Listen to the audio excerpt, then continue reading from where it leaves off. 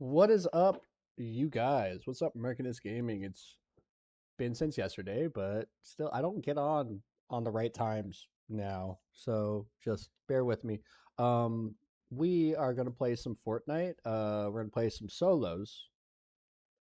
I asked some friends to help me to get to 100. I'm like 97 right now in level. I want to get to 100, so I'm not gonna do any randoms. I'm gonna do some solos, and I'm gonna see where I go from there. But yeah, we're gonna watch some Pay Money Wubby. Women choose this as the worst men's hobbies, and then we'll watch the woman's hobbies one. We'll do that. We'll do both. We'll do them both. But basically, just it's just what women get the ick at or cringe at for men. It's just fun. It's something different. We'll check it out. And I'm gonna pack myself a schmo before we get started and see what comes from it. I don't want to get too smacked for this. I don't want to get too smacked, but hopefully we can work it out.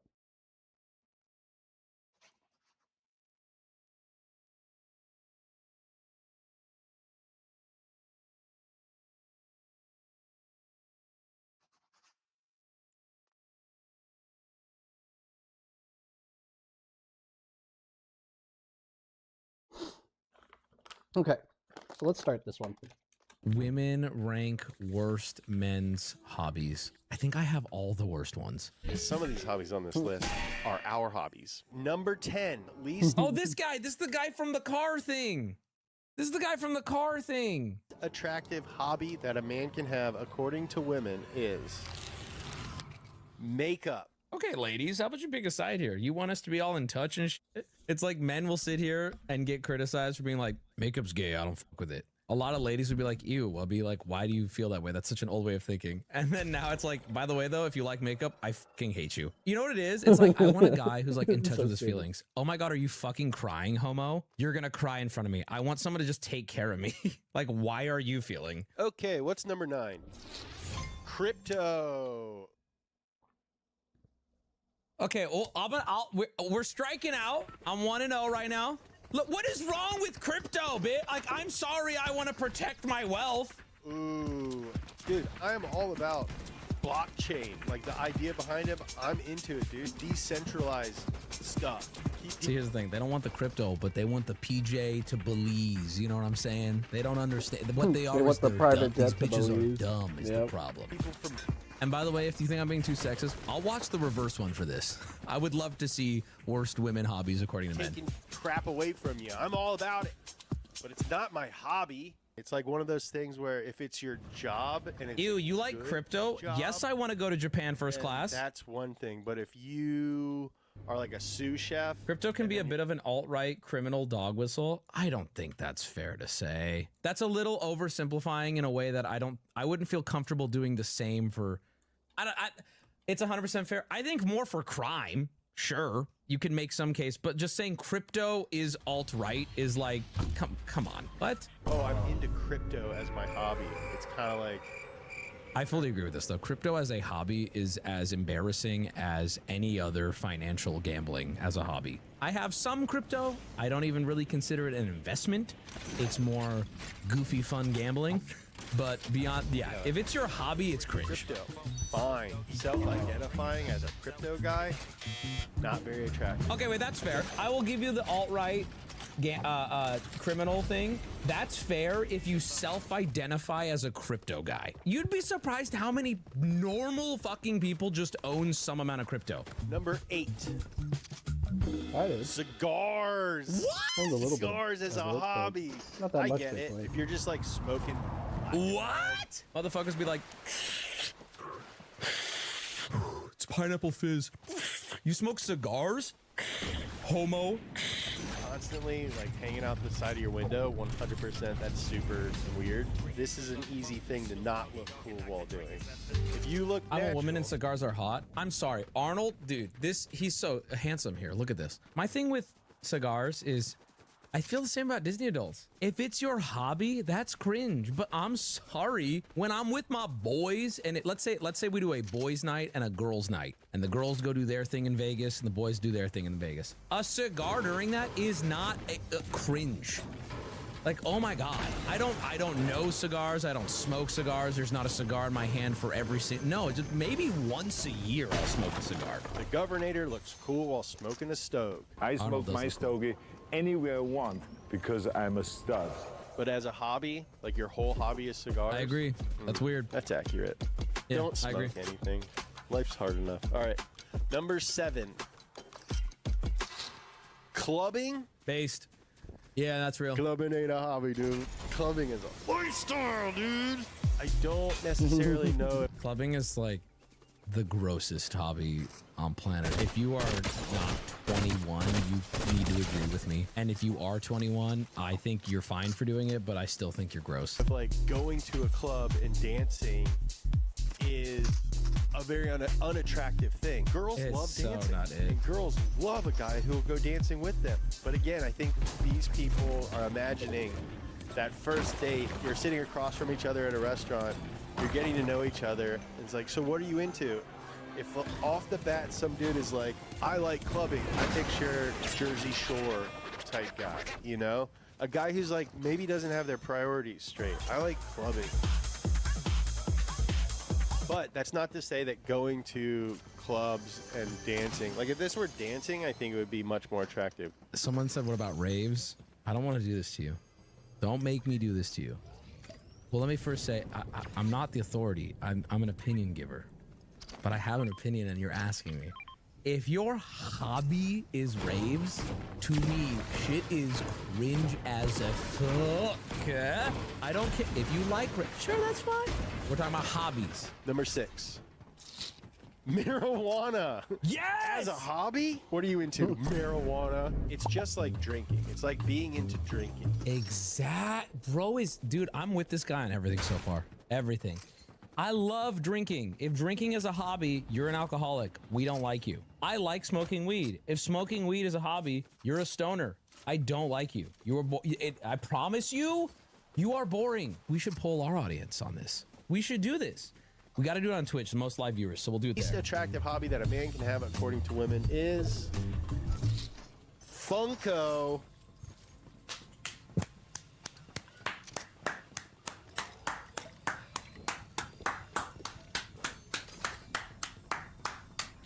I knew ladies were right. I knew they were onto something.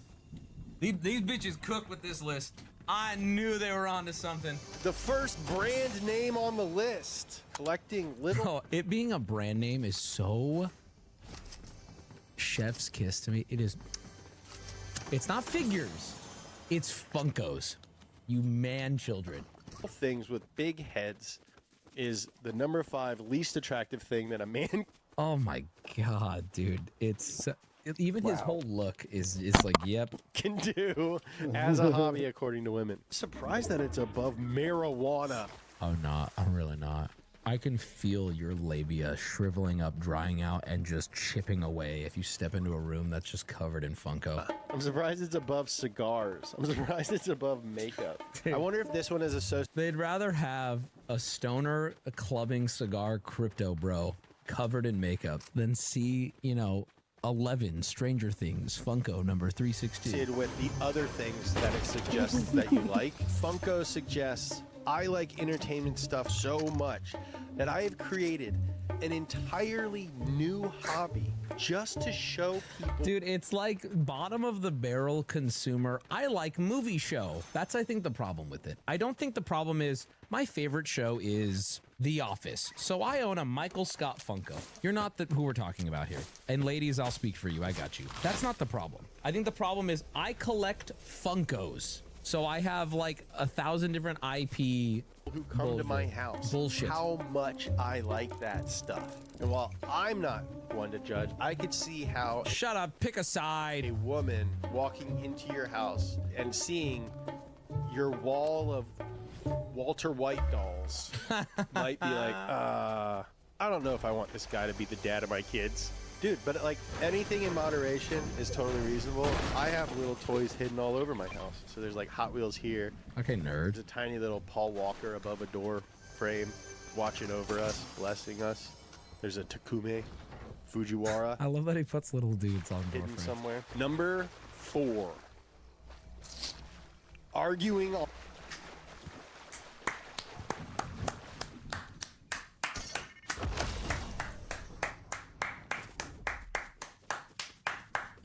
I mean, you're just kind of right. Next time you're about I to argue press online a enter lot. on that Reddit thread, just know nobody And I don't have a girl. on the It's planet kind of funny. likes it. Online. Oh my god. Again, dude. So true though. What are you into? I like fighting online. About what? Anything. The problem is none of these people would even have the self-awareness to acknowledge that it's a hobby. And the worst part too is like it's not even a hobby for these people. It is their life. They don't even realize it is the thing that gives them meaning because it is an addiction. This is a big thing now. The debate thing. Tell him to debate me. Tell him to debate me. You would never debate me. That is the nerdiest thing I've ever It's a heard. potential career. No. We're not talking about someone live streaming making millions off of baiting you. We're talking about the person who it is affecting their ability to make money, pressing enter all day. I did speech and debate in high school. It could be argued that this is a synonym for Reddit. Again, I like Reddit. I think Reddit is one of the best platforms on the internet. One of the few bastions You're wrong, of what Wubby. I think You're the wrong! internet should kind of look like is Reddit. But my hobby is not arguing with other people on Reddit. I'm not damning the things. It's if it's your hobby. I will admit that I did argue with a few people who uploaded our first. Who hasn't argued online? Arguing online is fine. It's that as a like lifestyle. I don't know if Liking Reddit is a big red flag. I think it depends. I think it depends. That's like saying liking YouTube is a red. I think it just depends. I think if you give me your 5 frequented subreddits, that's the red flag. When I can let me look at those, and I think we can all know immediately. with him. That's actually. That's how guys who argue online probably think too. bet It's like, that's I'm not right. arguing, I'm getting. It's all porn, green flag. r/big clits, green flag. African booty meat, green flag. Getting that. That's what a lawyer does. I like arguing in person. That's It's not a all hobby though. porn. That's a job. Getting That's paid kinda for funny. it. That's what I was so it makes saying. it better. Yeah, that That's funny. seems like a number 4. Makes me really excited for 1 through 3. r/hairy asshole girls, Oh my god. yellow flag. Number 3, Yellow flag. poor. Being poor? Oh, but Jesse didn't want to write it. Is a red flag. The fuck? We might get demonetized if we write. Should I say corn? Oh, as a hobby? Oh wait, that's actually very fair. That's fair. I do on TikTok. All right. That's fair. Corn. Dude, if that's your hobby, get help. I feel like that's an addiction at that point. And if that is your hobby and just like right out of the gate, you're like, this is what I'm about. Kudos. I guess in the context he's saying, you're on a first date and she said, "What are your hobbies?" If you say no, that's like scary. That's like a scary You thing for to say. Bravery. Much better to just come out with it and admit stuff and be about it than to bury it. This one's real tricky, dude. This one's real tricky. It's your hobby. You know, I'm not a guy who's like, dude, don't goon. I'm too old for that. All right, dude. As a hobby, I think in general, if that's your hobby, I don't know if that's healthy. Number 3 least No, attractive it's not. hobby a guy can have. I agree is with that. any I agree with this Can't be list so healthy. far. Number 2, gam. Oh yeah, everyone hates gambling. Say hate something. gambling. I'm saying it with my whole chest. No surprise here. But I will gamble this on is one of the skill ones based. that I won't gamble on saw luck when we luck first based found this list. games. And Here's what I don't understand about this though. Gambling is only good as a hobby. I love going to the casino with my friends. I would classify that as a. I guess it's not a hobby if you're like you go out less than once a month with your boys. I don't know, where does it become a hobby then? Because like I guess it's true then for like drinking. I put gambling and drinking for me in the same category. If you're doing it every single day, yikes. But like if next week Hamill's like, "Hey, want to go grab dinner at the casino and gamble?" I'd be like, "Yeah." I don't think that women would have an issue with that. was accurate. Sports betting. Oh, that's right. I always forget about sports betting because I'm so chubby. Oh, sports betting is definitely, dude. I'm Sports so betting is chubby. like fucking. It is so fucking love that. consuming for you idiots. And she was like, well, it depends if you win. Really is kind of dumb. though. Based. I'm just trying to put myself in the head of the people who took the survey, shit, and I I think, gotta oh yeah, switch that over. would be unattractive for a guy to just be like, oh, babe, let me hold $4,000. Let me hold another. See, but that's not. I don't even think that's a Hold hobby. another That's just an $4,000. addiction. He's describing someone who's addicted to gambling. 4K, babe. Like, let me hold another 4K, babe. I could totally see as a potential partner, if you're looking to have a life with someone, to build an empire together, I could totally see how gambling is a hobby that puts that at risk. Like, it's going to take a lot of funkos to lose the house, you know what I mean? Like, gambling, you could do it in a hand. You could put it all on black and you'd be like, yeah, well, hey, remember how we've been working? He's literally saying, Yeah, right, I didn't but get what that. if Come it on. hits? His argument against it is, yeah, but babe, what if it hits? Towards Come a on. future. Yeah, we're not doing that no more. But if you let me hold 4K, I think I can get it back. And then some. Not surprising. All right. We are now at the I agree, though. number one least. What's my guess? I think I will be annoyed if it's anything to gotta do be with Lego. video games, but it seems likely. I think that's such a Maybe old way of Lego? thinking. I'll be honest with you. If women think video games is the least attractive hobby, I'll speak for men here. As a man, women who think video games is an unattractive hobby makes the woman very unattractive to me. I hope that's not the case, but I'm thinking it will be because it's so obvious at this point. I could see, I could see anime being up there. It makes As an the anime woman- fan it makes the myself, woman I feel actually really attracted to me understand when that. she I says love that shit. anime, but I think like anime it, has girl. one of the I most like cringe video fan games. bases Has of all some time. fun. And unfortunately, I know. anime has the lowest lows of fans who are also the loudest. The number one least attractive hobby that a man can have, according to women, is Oh, wow. No shit. manosphere. That was Is that, like, eventful. That's fair. Guys on the internet. Stop standing like a nerd. Don't be a balanced broke. When you live life chasing your balance, you get out. What's that? It's, well, here's the thing. Okay, manosphere is so broad, it's difficult to, there's a line that, let me word this carefully. The manosphere being an all-encompassing term makes it difficult because there is like Andrew Tate hate women, men, success, traditional roles, and it's very toxic and it's very bad. But then there is just like dudes on the internet self-helping other dudes on the internet to be a better human. I don't know where the line is for this overall thing. I would just classify it as like Andrew Tate, this fucking guy. I don't know his name. You're gonna have a hard time. That's not manosphere then? Okay, good. I mean, 98% of our audience is male, and a lot of them are young men. And I do acknowledge that there are specific challenges and hardships Clav, that yeah. young men have to deal with, and I don't know if they are currently given the amount of attention that I think they should.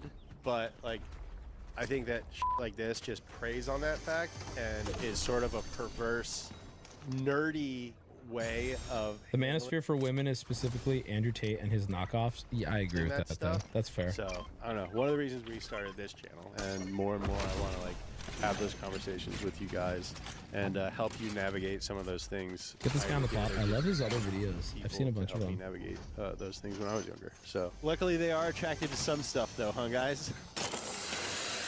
We are here, guys. Oh, There we is got the hope. most I'm attractive. not just telling you what's What? wrong with you. I'm giving you some stuff that might attract the opposite Man, it's gonna be reading, which I do now. I do that. sex. All right. Number 5, most attractive hobby. It's gonna be exercise. No, there's no way. Let's say cooking, reading. What the fuck? Ladies, what the actual fuck? Woodworking? What the fuck? Woodworking. Dude, this is like, again, everyone was given a list and they had to be like, okay, yeah, that would be attractive if someone did that. Like, of course, woodwork, like working with wood, a super attractive thing. Nick Offerman woodworks. Number 4, Cooking. Yeah, I mean, yeah. I totally get it. Hey, same ladies. Same. It's attractive to be able to feed your mate, to feed a potential same. family. Dude, cooking is so attractive. I just read 2 Anthony Bourdain books, and I was thinking, I love Anthony Bourdain. I've read his is book so as well. known. The Bear. Pitch Confidential is my girls favorite. love The Bear. We're all buying expensive white T-shirts because of this True. guy. Matty True. Matheson, not a traditionally attractive man, but he's got zaddy status because the Mohawk knows how to cook. This one makes sense. If Fair. anything, I'm surprised it's at number 4. Makes me salad. I think cooking isn't a gendered attractive thing either. Being good at cooking is just, it's not even sexy to me. It's just a net positive. I've never been turned on by a woman's ability to cook. I've just been like, this is really awesome and convenient. You know what I mean? I think it's a good skill. And if you're not good enough at it, make enough money to have someone else solve that problem for you. Really. Elevate for number 3. Number 3. Yeah, number 1, paying for everything. Be a good one. 3 most attractive hobby according to women. Playing instruments. I gotta disagree. I know that who am I as a man to disagree, but like I feel like playing an instrument is a fine line because it is so some of the most painful cringe shit I've ever seen with my own eyes is guitar playing in the wrong environment. Also, playing instruments, this is just absolute cope. More like playing one of maybe 4 specific instruments. Ladies love my trumpet. No, they don't. Playing an instrument in the right environment is incredibly intimate. But being a guy at a party who can play an acoustic guitar, not only are you one of 12 dudes in the room who can do that, but you're one of 1 who did not read the room enough to know this is the cringiest thing you can do. Jealous, bubble it up a little bit. I think this is a best case scenario, worst case scenario. And quite honestly, I'm Dude, we agree so much. surprised that cooking is not above playing instruments. I think when someone sees, oh, playing an instrument, they're thinking John Mayer. They're thinking this guy's gonna. This guy and I are on the same exact level. This is gonna be true I would love to see the men version of this too, because it's the same thing. Playing an instrument is not attractive. Being an attractive person playing the instrument is what's attractive. And I think this guy's about to go into it. You're picturing this super intimate, beautiful one-on-one with this hot guy. But in reality, the most instruments you hear is like, bro, put the guitar away. Please stop. Please stop. This is so embarrassing. What are we doing? That doodle on a guitar. He's gonna Dominic fight me a song like I'm in Euphoria or something. But guess what else is an instrument? The trumpet. Yes, this guy is so based. Exactly, dude.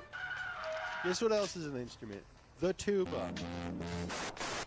I'm not saying those are unattractive instruments to They absolutely are. play, but a guy who's good at guitar, 100% attractive. Also, this is just a hot guy. A guy who's bad at the violin, maybe not. Being bad at an instrument quickly goes from being very cool. I think also what playing an instrument, if what's attractive to you is their skill level, then I would go so far as saying being very skilled at almost any hobby is kind of attractive to the right person. It kind of is. Let me give you an example. Magic the Gathering is pretty widely considered not an attractive hobby. If you're on a date with a girl and she's cute and she's like, yeah, like I'm a 2-time major winner, I'd be like, that is fucking so cool. I would argue being really good at something in the first place is like, okay, woodworking. What does it take to be a woodworker? I think I have to be good at it for it to start being at that level of attractive. And I think it goes sharply up, right? I'm a woodworker. I'm just really bad at it. Is it hot? Am I hot now? Number 2. Name all woods, foreign languages. No, this is, what is, no, bro, no. Foreign languages. I like when there's a barrier between communication. It's more of a thing than a hobby, isn't it? And I think we're getting into like Twilight novel.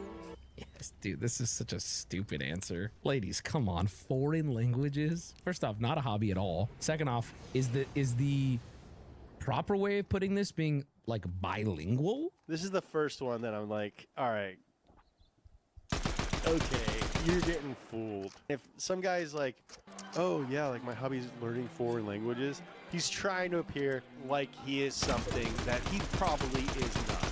Sorry, ladies, that guy does not exist. Unless you're Xiaoma NYC, you're probably lying. Guys, we've made it. We went YouTube man is also coping. No, bro, here's what's happening is you found one of these that you are, so you need to fight to the death about it. Because otherwise you'll be floundering in what you feel is like no identity on here. Dude, the reality is being good at something is attractive. It's as simple as that. Being good at something will attract someone.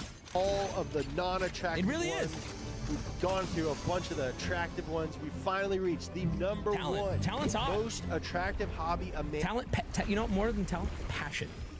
Passion. can have, according to women. If you do this, you're probably doing okay, gentlemen. Like gambling. Don't do it. Maybe you should take it up. Number one most attractive. I'm ready to see what this is, though. Oh, wait, let's guess it. Let's guess it. Okay, number one most reading. It's reading. Women love reading. The number one most attractive hobby that a man can have, according to women, is reading. Told you. That's so. Can I just say that's so dumb?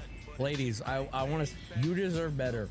You know how many like actual dipshit read? Also, do you know how much dumb shit people can read and then just leave that out and say, I love to read? I feel like what you read is more important if you're trying to, you know, show off to a potential partner. What you read is more important than reading. I would say the reverse is even stronger for dudes. Like, if a woman loves to read, that does so nothing for me. I need to know what you're reading, because we just learned about Suck Mommy's Piss Flaps, the book. It literally could be a red flag. This one's free. You ever heard of a library? This one's awesome. This one's easy. Easier than woodworking. Definitely easier than cooking. Cooking's a good one, though. Playing instrument, definitely easier than playing it. We can all do it. We just got to do it. Should I start sharing books that I'm reading with you guys? You guys want to start a book club? Should we do that? Is that... Oh my God, I started a club that literally makes me the most attractive man on planet Earth. I have helped so many dudes here now get laid. You can literally say you've joined a fucking book club. Leave out whose it is. Fuck, leave out what the book is. Just be like, yeah, I actually started an online book club. I was so excited about reading. I started showing for this book. We meet once a week, yeah. Yeah. So excited. Yeah. Bro, you're literally, according to this, you're the hottest fucking guy. Discord?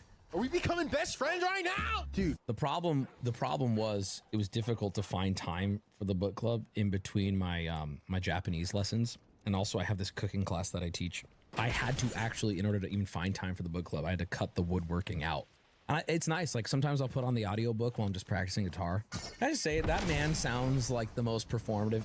Like, listen, these hobbies are all good in a bubble, but if you met a guy who did all this, I'd be like, are you not just the most performative human being on planet? Like, what do you do that's like not any, like, it just sounds so performative, doesn't it? Prove to me. Do something gay, bro. Do something gay.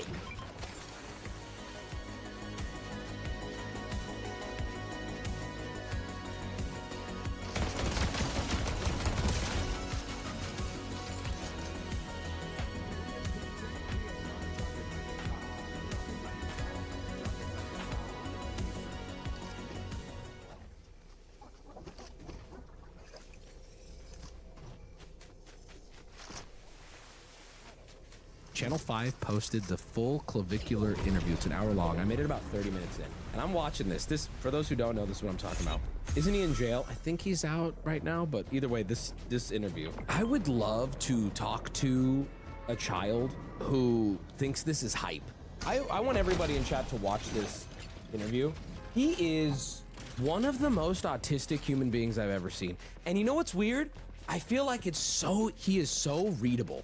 He is so desperate to not be transparent. Everyone should watch this because I feel like this makes Clav look so unbelievably dumb. It's melting my mind that people can watch this and be like, that's my fucking goat. He is, and I'm not even saying this as an insult. I'm saying this as a fact. He is so autistic, like social reject, due to how unbelievably autistic he is. He's in a different universe. Some of the things he admitted to, and some of the things you can tell he's very carefully shy about because he's trying to protect himself. It's insane. He's like, yeah, my brain is like neurodivergent. Yeah, like I don't really see any value in speaking to people. I think most people don't have anything interesting to say. I much rather prefer to speak to someone I can gain something from. I'm like, holy shit, brother, you are fully antisocial autistic, and you are trying to use words that make you feel more comfortable. He keeps saying, yeah, like my brain works differently. I have a chemical imbalance in my brain that causes my brain to work differently. And I'm like, you don't want to say autistic. You are so embarrassed. And that kind of leads into his looks maxing thing, right? It comes from a deep, deep, deep insecurity. But to see how he describes human interaction, how he describes what value people bring, and then to hear how he thinks of it, like, oh, my brain just works differently. Like, differently, dog, we got words for this. You're just embarrassed to say them. It's not autism, it's anti-social personality disorder. Maybe it's both, but I know for a fact this dude is tiz to the gills. I wish Andrew, I don't know if he does, I only made about 30 minutes in, but I wish Andrew pushed back a little more. Clav would get absolutely minced. I don't know why he didn't, maybe he wanted to be a more neutral interview, but even in the 30 minutes I saw, I was screaming. I was like, why are you letting him get away with that? Didn't this kid walk out once Andrew said he was happy with his appearance? Yep. Andrew's like, I really wouldn't change anything about myself, I'm happy. And then Clav was like, if you're gonna be disingenuous, I don't want to continue this interview. And I really think Clav cannot fathom someone being like satisfied, because he has never existed in a world where he is satisfied. Can you show us some of what you're talking about? Sure. Clavicular, Clav for short. A 20-year-old from Hoboken, New Jersey, currently living and trapping content out of a rented mansion in Fort Lauderdale, in Florida. The property has been converted to a 24/7, fully staffed live streaming studio for Clav's particular brand of content, which focuses on partying and also helping young men, particularly in Gen Alpha and early Gen Z, how old is he? 20. Look sexy as fuck and ascend by engaging in looks maxing activities like facial surgery, limb lengthening, Botox, peptide use, and steroid injection, all with the goal of raising their SMV, sexual market value, in a way that will lead to more ascension and life success. Across mainstream platforms, he has over 1 million followers and over 170,000 recurring viewers on the live streaming platform Kick. I don't want to spoil it too much though. Let's get into the interview. All right, thanks so much for making the time, man. I appreciate it. Oh, sorry. How's it going? How you doing, man? Do I even need to say more for the autism accusation? I mean, can we be so for real here? Started. How are you? I'm good. So for those who don't know, can you tell us your name and kind of what you do? I'm clavicular. I do live streaming. I hop on a variety of podcasts to talk about sort of my philosophy on why looks are arguably one of the most important things in terms of your success in life. Mm-hmm. And what do you mean by that? Well, what I basically mean is every single trait of yours is going to be perceived differently according to your looks level, right? So if you're super caged in and shy, but you're good looking. This is, I think, I want to say something. I noticed this immediately. First off, I think there's some truth to what he's saying. Sure, better looking people in general can have an easier time and can get further in some ways, where if you're uglier, you have to work harder. There is some truth to that. We'll get to that. I do want to talk about that in a second. But where he takes that is like, he does a very good job in interviews of hiding how misogynistic he is and how dangerous he is for young men. Genuinely. He does a very good job at packaging himself just to be like, I think good-looking people have it easier, so I think it's important to focus on that. Go watch his streams. His streams are the extreme of that, right? Or how much he uses the N-word, or how much he hangs out with literal, like, self-proclaimed Nazis. Anyway, one thing I wanted to point out about this part in particular, watch this very carefully. He totally self-reports here. Listen to the type of person he describes. He's describing himself. So Listen. If you're super caged in and shy, but you're good looking, that will be perceived a lot different rather than if you were... He's literally describing himself. He does not know how to converse with people. When he enters a room, he does not know how to engage with people. It's very bad. An acne-ridden, balding jester, and you Literally him when he first started this. stay inside all day. People will call you a recluse, they'll call you weird, whatever. So even though the actions are the complete same, so that's what I'm talking about here. And what's the exact equation for measuring, like, aesthetic value? So there's a lot of different ratios that go into it to calculate someone's overall facial harmony score. So for example, that could be the width of your eyes relative to the width of your cheekbones, with your eye separation ratio, or your mid-face ratio. facial harmony score. So surely he's accounted for other things than just what like an American beauty standard is, right? Like surely he's considered that in his facial harmony score, or does he have the AFS, the American facial? I'm sorry, the AFHS, the American facial harmony score? Because then, I mean, if you go to Japan, his American facial harmony score would be so different, right? Because their beauty standard, or China, or anywhere else in the world, right? For example, and then you're going to take all these measurements and calculate them. This is shit Nazis tried to study and push, dude. I mean, I think he is too retarded for that, even. Who has the highest score right now living? I believe it's Matt Bomer. What in particular about? What the fuck? Dog, you're so gay. This is the gayest shit ever to say this dude has the hottest score. This is so gay. It's not one particular thing because it's a calculation of a lot of different measurements. Well, congrats on The actor is gay. No, I'm not. Matt's not the problem. I'm saying Clav, like even acknowledging who the hottest man is. is crazy. Viewership and stuff like that. That's the unfortunate thing that Clav has done a very good job at. He has positioned himself in a way that criticizing him in the world he's building and the audience he's building, there is a response to every criticism that is essentially our version of you're just mad, bro. He has armed his audience with ways to deflect every criticism with just, well, of course you're saying that. You're getting mobbed. And then that is a trigger word for everyone who likes him to easily feel like they got him. And you'll see, anytime he is got, it's so simple to just be like, well, yeah, obviously, you're just deflect maxing. Duh, this is coat max. And of course you would say that, you chud, you're getting mobbed. The way that Clav would be absolutely ended is if that dude, Matt, was saying the things I'm saying to him. Because then what happens? Then we have a mass level nuclear implosion. Because if someone above him says, hey man, and just literally verbatim says everything I've said this stream, it's over. He's done. What do you even say at that point? I appreciate that. I read less than a year ago you were a line cook. That's right. It was just one of my many roles at A year ago, he was restaurant a I worked line at. cook. What made you kind of want to jump into creating content? I had already been kind of posting my looks maxing, routine and the protocols I was doing for a good amount of time on TikTok, not really taking it too seriously, and I was posting on online forums. So I was sort of like a well-known name in a really small, tight-knit community. And then I kind of took it a little bit more serious because people were asking me, like, how do you do this? What was your experience like with this, peptide, whatever? And it started to get a lot of traction very early on. So I just continued with it, and we're here now. So going back to like the early days, you were born in 05, right? That's right. How would you That is describe so your young, childhood? dude. Was it fun? Pretty normal, I'd say. Your social experience in school though, how was that? I mean, what age range are we talking about? I guess like right around 13, 14 is what I'm thinking.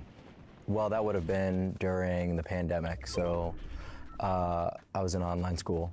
Oh shit. How do you think that being in online school transformed your experience during that time? Well, obviously you're not interacting with anyone. Yeah, just like Ladaring. But I mean, was that the time window that you sort of fell into the looks maxing community? Around that time, actually, yeah. What do you think? Right at the tail end of the pandemic, actually. What do you think initially appealed to you about it?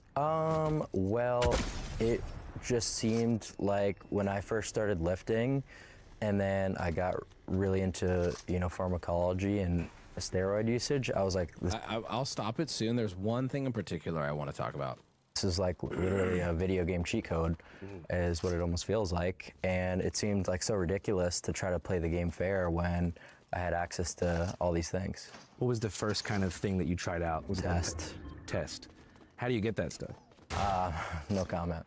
But it's technically illegal in the US, right? But other countries have like more lax regulations. So I want to point out again, this is one of the many dangers of him. And there's one thing in particular I'm going to let him say when we get to it. We're going to watch till he gets to it. But what did he call it? Pharmacology?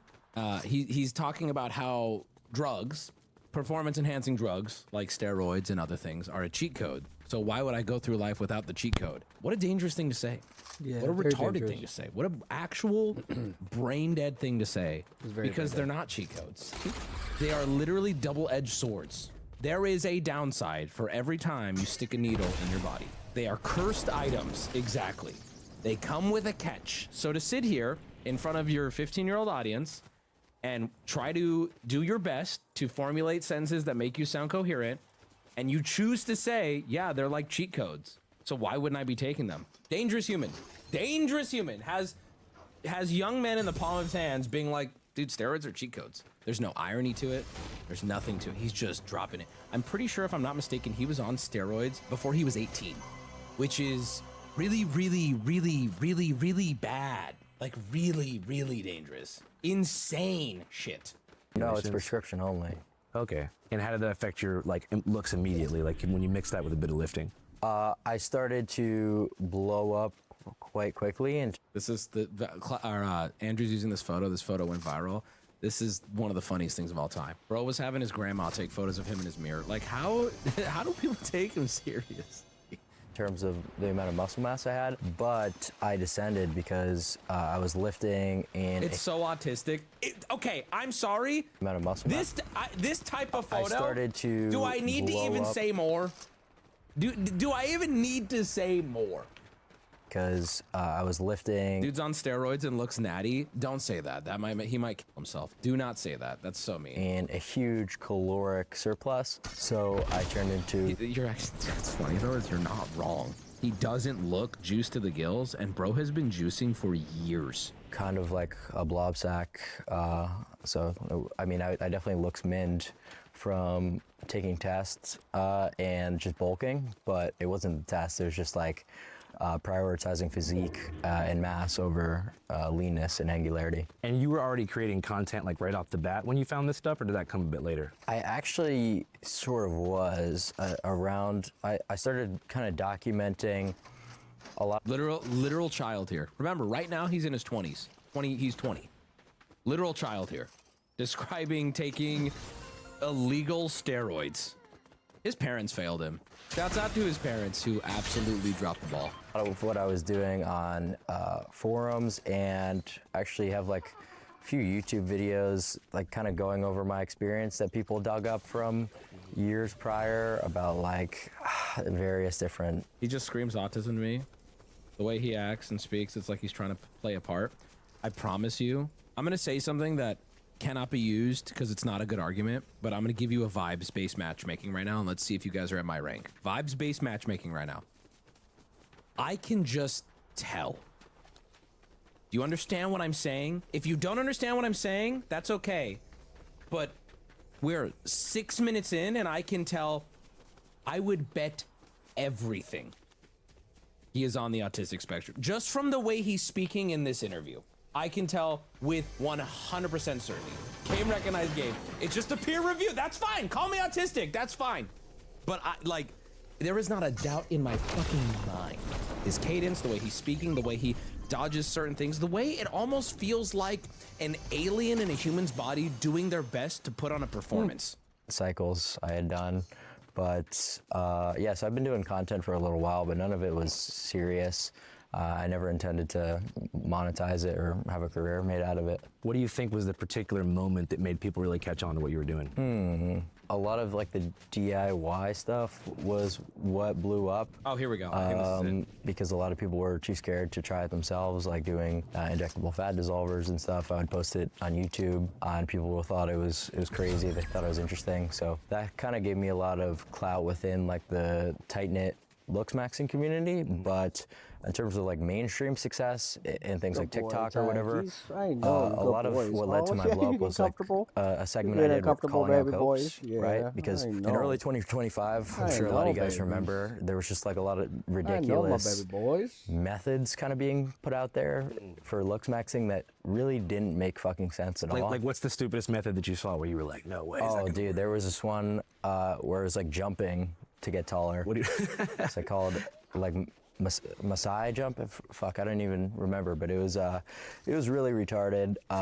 So. Okay, but bro, like, do you own a mirror? I think jumping is really dumb to get taller. I also think hitting your cheeks with a hammer is really dumb. I also think taking all these drugs while you're still going through puberty is probably as dumb, but for a different reason as jumping. In fact, I'm gonna keep it a stack. I would rather you have jumped than have injected yourself with so much shit that your dick don't function. I just want to point out, this dude is sitting here with a straight face saying jumping is dumb for looks maxing, and in about 5 minutes, he's gonna admit to taking meth. What are we talking about here? What is chemically going on in that brain that you cannot be self-aware for 30 seconds? Yeah, honestly, the jumping thing is really dumb. Yeah, I do meth sometimes to cut. What are we talking about? What are we talking about? Maybe you'll burn some calories while jumping at least. I kind of just said to the one guy who's kind of pushing it, like, dude, like, this is clearly cope. This is ridiculous, and you know it. And that kind of gave me a lot of clout, like exposing jesters, I'd say. So a jester is not just someone who's funny. It's somebody who, what? Well, it can be used in like a lot of contexts, but I mean, like, it is kind of gesturing a little bit because the methods are like so ridiculous. You're like fucking, you know, bouncing around, like trying to get taller. Like, is it consecutive jumping, like bunny hop? His little awkward laugh when he delivers something, but he kind of hangs for a second after the laugh, as if to be like, I need validation from the interviewer, that just to make sure that you find what I'm saying funny too. Like, start acting, and he kind of leans in and waits. Like, the insecurity just absolutely oozing out. Hours? I honestly couldn't tell you the exact protocol for what people were doing back then, but You see what I'm talking about? Zero confidence speech. Listen to this. Tell you the exact protocol for what people were doing back then, but I just know I had something Brother is looking everywhere but at the interviewer too. to do with trying to apply Wolf's Law to like vertical height, and like that doesn't make any sense at all. The first thing that caught my eye was the bone smashing. Okay. Because I was like worried about it. Because I saw some people responding saying like, oh, and literally does nothing, by the way. Okay, I'm skipping this because I don't care time, about it. want to be 185. What's the fastest way to get there in 30 days? Well, the fastest way is to be eating as little food as possible. Just straight up starve yourself. Yeah, but I wouldn't recommend that you do that. What do you think is the ideal caloric ingestion amount per day? Like 300 to 500 calorie deficit. I don't really think going beyond that is advisable ever, especially if you're someone who's going through puberty. Like if you're restricting your micro and macronutrient intake. I want to just pause real quick here and say, there are some things that I'm like, okay, I can kind of agree with certain aspects of this, but here's my thought on this in general. Bro, you're 20. No one should be taking your advice on anything. There's not a single thing that you are bringing to the table that somebody who has lived more, studied more, has a fucking degree in, could not deliver in a more appropriate way. This person, we're gonna get to it. He's gonna say something fucking insane here in a minute. You should not be advising anybody. You are not a doctor. You are not a professional. You're barely educated outside of high school. What are we talking about? During that critical developmental period, you're doing yourself a huge disservice. You mentioned puberty in that developmental period. That's Correct. Also like right around the time that you got into all these communities. Okay, actual good question from Andrew, because he just spoke about how important puberty is to not fuck with. And Andrew's like, wait, that's around the time you started doing this. Here we go. Right. How was that experience for you? Because it's a strange experience as like a young dude to go from being basically like a kid to a little baby man. Well, you have the most control over your body while all those growth pathways are still open, right? So your growth plates remain unfused. So you can really do a lot with something like an aromatase inhibitor. Hey man, I don't think you should be saying this. You are, what are we talking about? You are not a doctor. This is fucking insane. What a fucking insane thing to, you are not a doctor, bro. What are we talking about? A drug that blocks activity of an enzyme called aromatase. I don't even know how to say it. Not a doctor, by the way. Also not giving medical advice, which the body uses to make estrogen in the ovaries and other tissues. Blocking it lowers the amount of estrogen made by the body, which stops growth of cancer cells that need estrogen to grow. Okay, so here's my thing, right? I don't know anything about this drug. It seems to be like for cancer treatment. He just recommended that someone going through puberty could use this. To prevent this process, no, not prevent, slow it down as much as possible, because estrogen is actually what causes you to stop growing. That's why boys are taller than girls, right? So we're blocking our testosterone from converting into estradiol, and that allows us to have that longer growth period. This is so false. Here's the thing, I'm gonna take my own advice.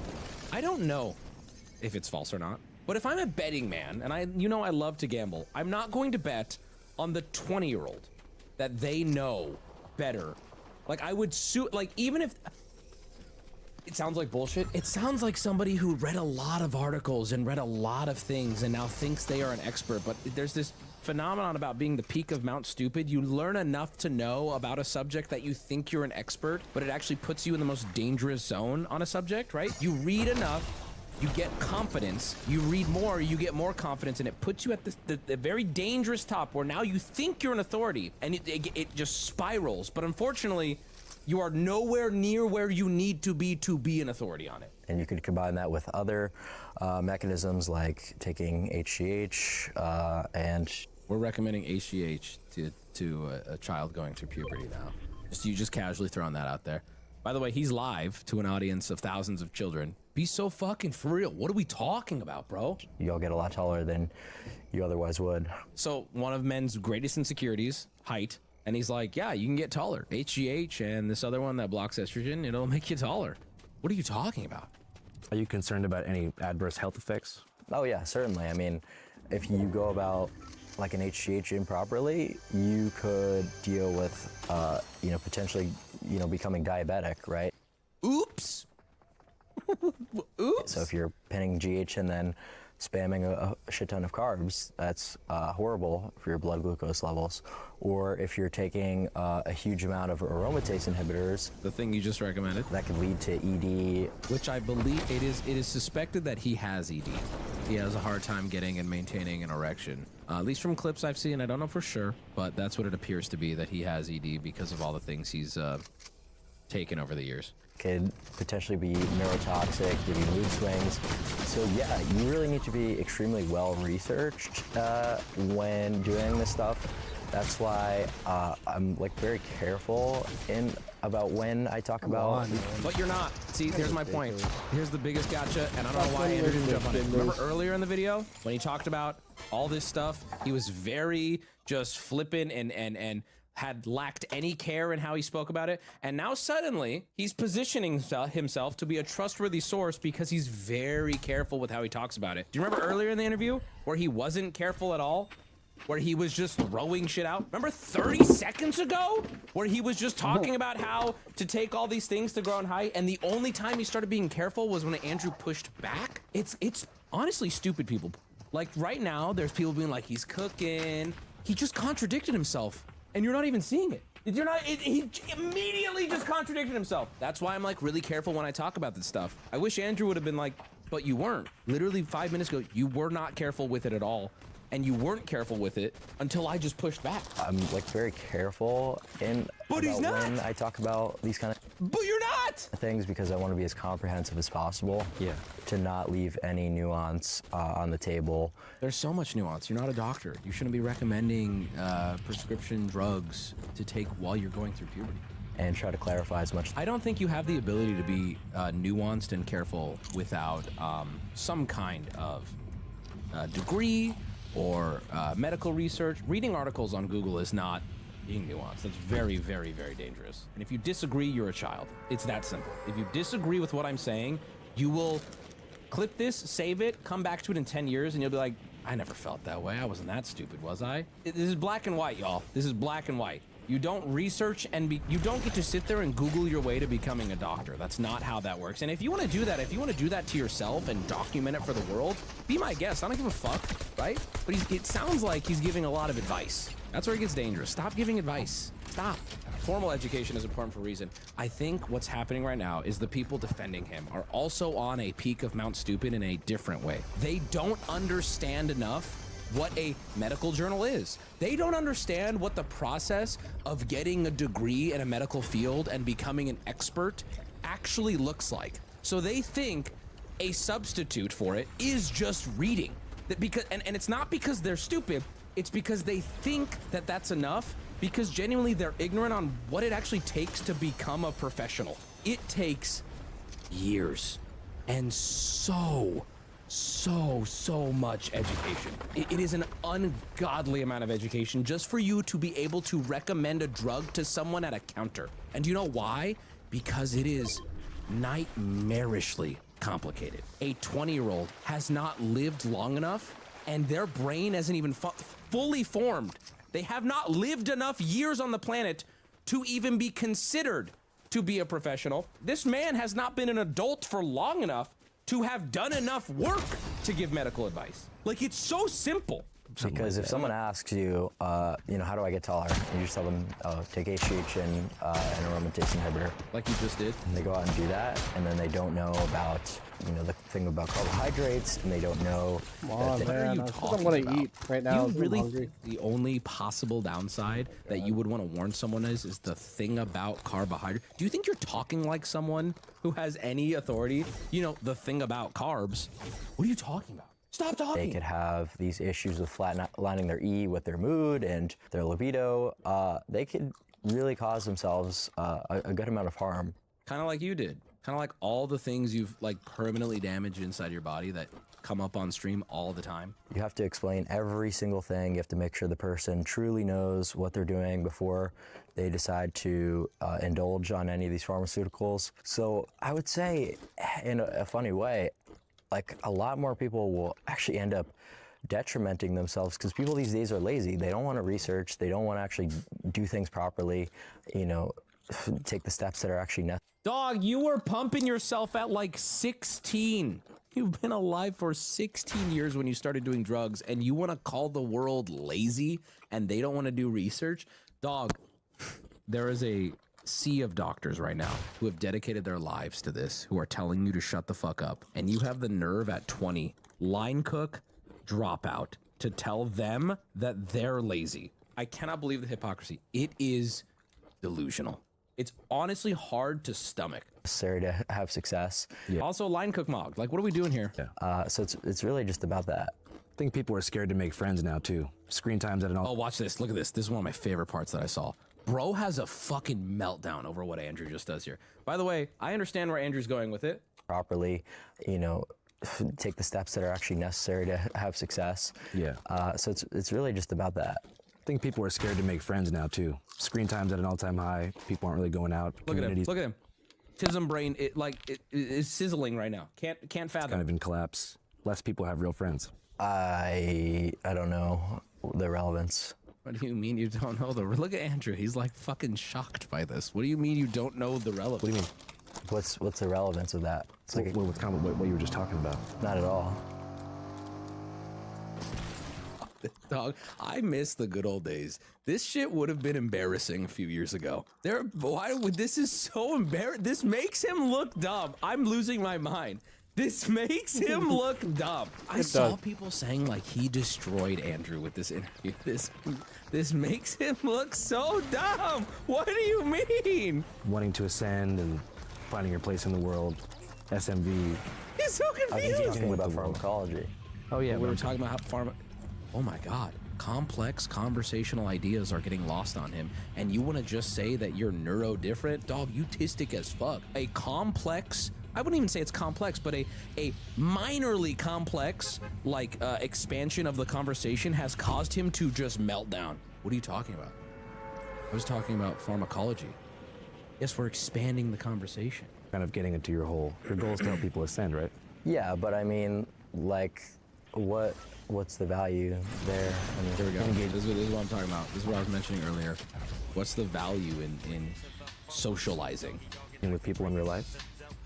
Yeah, I mean, there's really not that many people that are worth interacting with, I would say. What do you mean? That's really sad. I pity him. Like, most people are extremely jester. Like, they're funny, or like they're just have completely misprioritized lives. It's true. Nope. Disagree. Nope. It's also like kind of a delusion of grandeur. To sit here and say most people are jesters, most people have her. I'll let him quote the average person that you meet completely misprioritized lives. To sit here and say most people have misprioritized lives is you need to experience life. It's cold. It's sad. It's dehumanizing. I figured out the meaning of life, and you guys are too dumb to lock in. It's an implication that his way of living is not only the correct way, but you are stupid for disagreeing. Brother, this is some shit you say before you shoot yourself in the head. I'm not I'm not even trying to be mean at this point. I'm gonna speak the truth right now. This is some shit the most lonely people say before blowing their shit off smooth. I'm not right for this world. This world doesn't like me back. I cannot connect with people. They cannot connect with me. I figured it all out. Nobody else can figure it out. And then, boom. Like that's it's like Patrick Bateman. It literally is. The average person that you meet who's like an enjoyer of sports, who drinks beer, for example.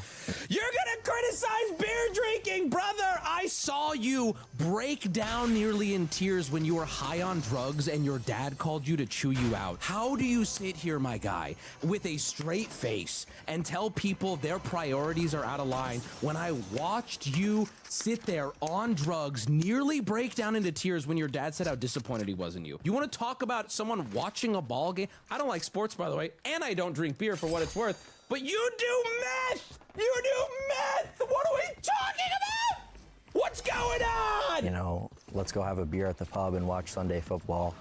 Like, that's the worst thing that you could do. Like, you should be on PubMed reading various different studies. Bro, why would I have downtime and do things that fill me with joy? Why would I seek fulfillment in life when I could be on PubMed? I love his argument. This is gonna blow your fucking mind. The world is lazy and they have their priorities out of line. So what do? I go on PubMed and I read other people's accomplishments. Could I contribute to it? Surely I could, but they're lazy. I go on PubMed and I read people who actually put in the time and actually learn things and taught things and research things, and I go just regurgitate it. But just, you know, the world has their priorities off, and most people are lazy. Dog, you're reading other people's accomplishments. Go to med school, lil bro. Show me that you have your priorities straight. Go to med school. Be a change. Do something. Sounds like you're lazy. I'm gonna be real. By the way, we're both streamers. I'm lazy as fuck. Sounds like you're lazy. On how you could look smacks. You don't think there's any value in like social interactions with people? I wouldn't say people in general. That's pretty antisocial, like autistic. What he just said should be a red flag. If you hear somebody say that, keep an eye on them. When there's smoke, there's fire. When you hear that, it is scary. I'd say that there's certain people that you could certainly learn from. So he views people as a value system. I'll talk to you if I can gain something from speaking to you. The average person that you encounter is literally like ladaring, watching like a baseball game. So you think most of humanity is sort of like enslaved to these consumer habits that prevent them from ascending? Yeah, I would say that's correct. And you think that certain stuff like sports, drugs, alcohol, all that stuff is like ways to keep people contained and like kind of prevent them from becoming their true elevated selves? I would say that it's certainly misused, right? So like people will just drink alcohol for no reason at all. For no reason. Hold on, wait. Let's not oversimplify it. Some people drink alcohol for no reason. A lot of people drink alcohol to have fun, to do something, go out, to have a nice night out, have fun with their friends, gain experiences, learn, have memories formed, have a nice time, take the edge off. It allows you to let loose for a few hours. Why is he boiling down? I'll tell you why he's doing this. The reason why he's writing off everyone else's alcohol consumption is because he's about to explain why when he drinks, it's okay. That's what he's doing. He's positioning himself in a very like childish way. He's positioning himself in a way where he can now justify why when he does it, it's okay. So I'll let him explain. It seems like let's go have a drink when if you were actually smart, you would realize the purpose of alcohol is to lower your inhibitions to talk to girls. Struggled on that one. So that's the only time in which it makes sense to leverage such a toxic drug like ethanol. Bro, you do meth. You see what I mean? Like, well, of course I can drink because I use it as a tool. It's a tool. It's a tool for me when I'm out and about to speak to women. But when you use it, you're rotting. You're laying down, you're rotting, and you're dying. You don't get like all these people out here, they're all drones. I see the vision. I'm here to fuck pussy. Is the purpose of looks maxing to raise your aesthetic value to also impress and talk to girls as well? Yeah, but I don't like when people put too much focus on like getting girls as the reason that they looks max, because chasing tail is really not gonna get you anywhere. Like you could become... He is so dork looking. Holy fucking shit. Life's gonna come at him fast. I'm gonna be real. 20 is a place to be. In 10 years, Buddy better have something else going on because it is about to be brutal for him. Oh my God, it's gonna get rough. To me, this looks like jester maxing. Like, you look clownish. Also, what are you gonna do about that chest? That shit's caving in. There is a surgery for that. I just want to make sure that's on your radar. This, to me, is everything he just spent the last 10 minutes criticizing and acting above. This is my point about him, right? And I love that Andrew is being very intelligent with the clips he's choosing. He's doing it on purpose because he's showing how much of a contradiction this guy is. He sits here and says all this stuff, and then in 5 seconds you can pull up a clip and it's like, wait, you don't live that way. You're not doing the things you're saying. I'm sorry. This is the definition of everything he just criticized. Missed priorities, laziness, right? Focusing on the wrong things. Brother, clearly he's on drugs here, or drunk or something, on a party bus full of random 20-something-year-old women. What are we talking about? This is not, you're not locked in. What are we doing here? This is not goals. This is not anything. The most successful slayer and have the best game ever, sleep with a different girl every night, but your life will really not change. And so what are you doing on your stream every day? A lot of regards to it'll get worse. And that sort of is something I experience is it's a mega waste of time. What are we talking about? What are we doing? What are we doing? Just talking to girls, going out on dates and stuff like that. Yeah. Oh, this is fucking insane what he says. Mega waste of time. Just talking to girls, going out on dates and stuff like that. Yeah. I mean, I do content, so it's one thing where, but I was talking about this on my stream the other day. Say you were to do a bowling date with a girl and you weren't streaming it, that's just the most ridiculous. What about bro, you're so fucking gay. That is the most homosexual thing I've ever said in my life. Or I've ever heard in my life. I would never say that, guys. Guys, I'm straight. Wait, I don't want to suck a dick, guys. Whoa, guys, I don't. Whoa! No, okay, listen to what he said. If you didn't catch it, he said, going on a bowling date with a girl. I'm a streamer, so I get to make content out of it. I get to make money out of it. But doing that on your own, what's the value in doing that at all? He doesn't see human connection as a valuable thing. And I gotta be so real, it's gonna hit him. I kind of understand where he is at this age. It just sucks he has such a big platform. But it hits you so fast, dude. I promise you don't want to die alone, bro. I promise you. You think you do now because dying doesn't even comprehend in your brain.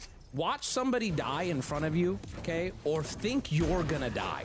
And suddenly, this is what you realize never mattered to begin with. It's quick, it happens like this, but suddenly, everything you thought mattered, your money, your looks, the bitches, the clout, that disappears so quick because those bitches aren't gonna be sitting there while you're in a bed hearing a beeping noise holding your hand. You get what I'm saying though? Human connection to him seems to have no value. I want him to say it again.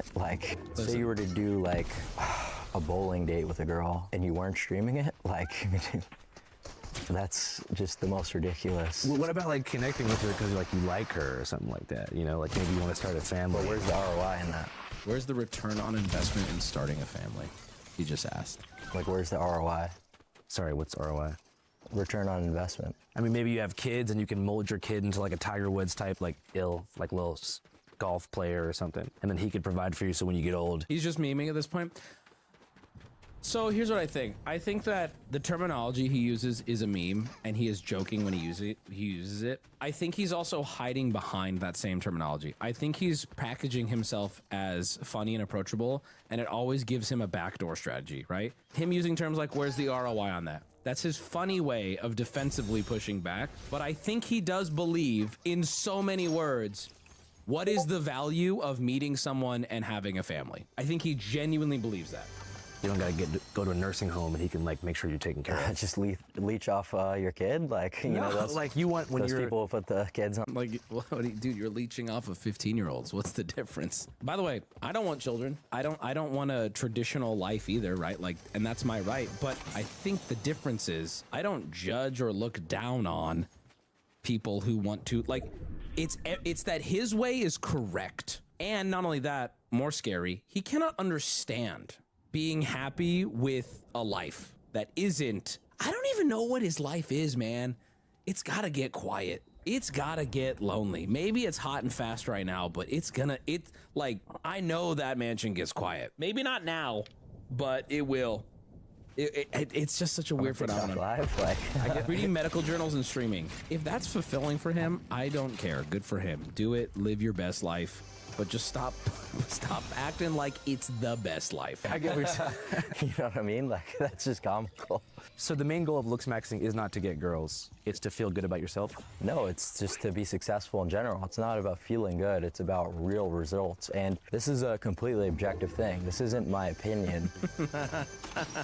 See what I mean? Okay. And it never has just been a subjective thing. It's very, very well researched that in interviews, there's a huge bias towards good-looking people. Sure. I agree. Yes, good-looking people in general have it easier. Sure. Dating, obviously, a huge bias towards good-looking people. Sure. So, okay, sure. Objectively, you could hate me as a content creator, but realize like the value in what I'm talking about. No. You're very dangerous when you're talking about. You're giving medical advice as a 20-year-old whose only backing is that you've read medical journals. 20 years old, giving advice on what children should be injecting into their bodies. Nothing you said is objective. What a jump in logic, by the way. Good-looking people have it easier. That's studied. That's objective. So I'm a good guy because I'm pointing that out. You're not just pointing that out, bro. On this interview, you twice advised teenagers to take human growth hormones and estrogen blockers, but to be careful of the carb thing. What the fuck? So the goal, when you say success, you mean like mostly financial and economic? Well, really anything. It's hard for me to think of something where looks wouldn't benefit you. I mean, in your industry, you know, you're a content creator, you're streaming all the time. You think that if you were not physically good looking, you wouldn't have as much success? No, I wouldn't at all. Even if you were like a genius? Relatively fair, but I think that has a lot to do with he offers almost nothing. He's right. If he wasn't good looking, what does he have to fall back on? Genius, like Beethoven level creative, but you were busted, you don't think you'd pop off? Well, that's the thing. So now you have to be so well off in another category to compensate for your lack of looks that you have to be a Beethoven level player in order to compete with a guy who's, you know, just like, you know, mogging and going to the club. No. Maybe when you're 20. I'm sure this is all he thinks because this is the world he lives in. But like, yeah, you're gonna find the most shallow, loser, bitch men and women downtown because that's where you're looking. Bro, poop found in butt. Grow the fuck up. This gets better as you get older, bro. Poop found in butt. You know why it gets better as you get older? Because you age too.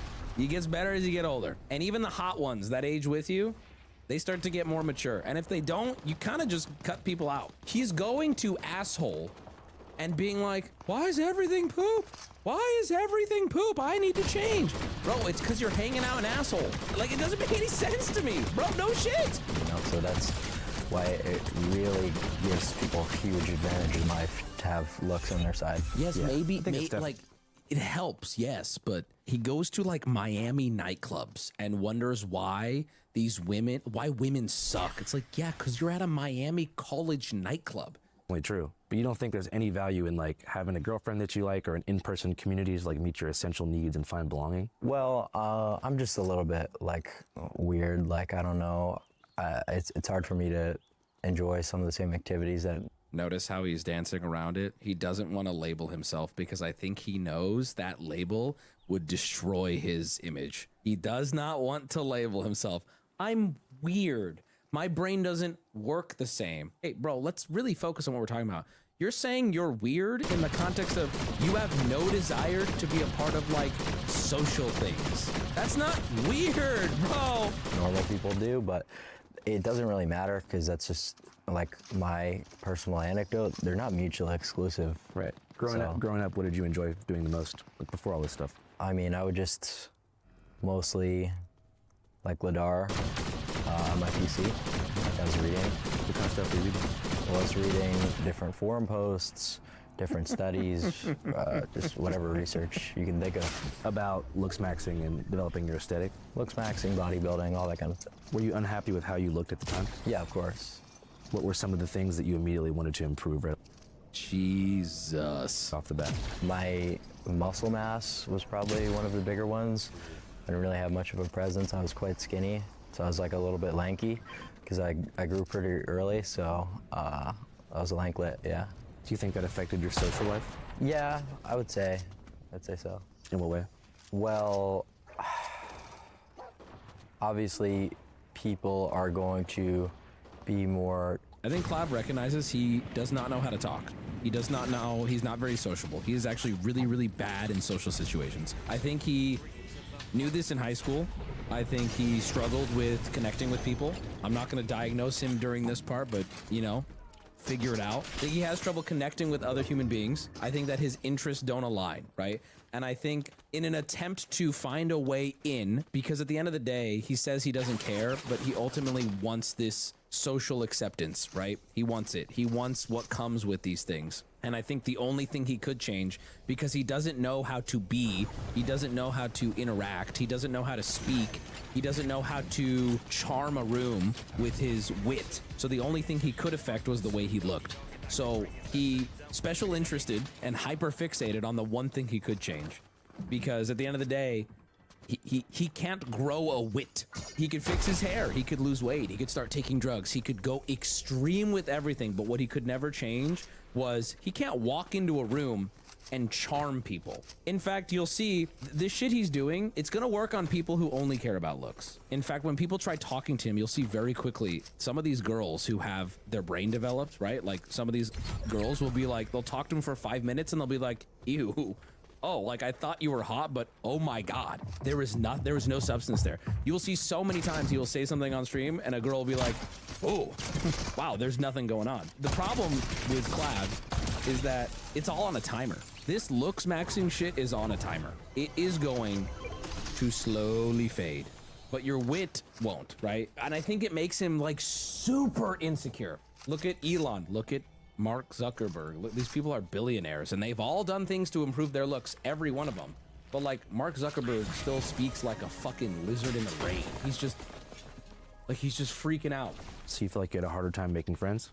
Yeah, but I would attribute most of it to sort of my brain chemistry and... He would attribute most of it to his brain chemistry. Man, that's a really defensive way of putting that. Why don't you just say it, bro? Like a lot of the maybe differences and activities I enjoy more so than looks. You know, so I'd definitely attribute it to that. Did you experience? Also, I get what you're saying, chat. You can improve yourself as a person all the time, and you should be constantly doing it, right? If I was in my 20s, I would have said I'd rather be hot and just a complete brainlet. Now that I'm getting older, it's become clear to me that the clear choice is that I would rather have a like loving, full, well-rounded personality and just be ugly. When I was in my 20s, I would have said differently. And yes, you are right. You can train both, but let's say a genie made it so you were stunted either way. It really just depends on the scenario. I would say that meeting new people who have like a higher status is usually something that I get a little bit anxious about, because you don't want to like, you know, blow it or whatever. Make a bad impression. Yeah, but like if I'm just going to a club, for example, like my impression doesn't really matter that much, because a lot of the time it's just like random people in college. Did you find that engaging with people online as opposed to in real life helped kind of ease some of that social anxiety, because you didn't have to deal with so much like in-person immediacy? Yeah, like Discord maxing was probably...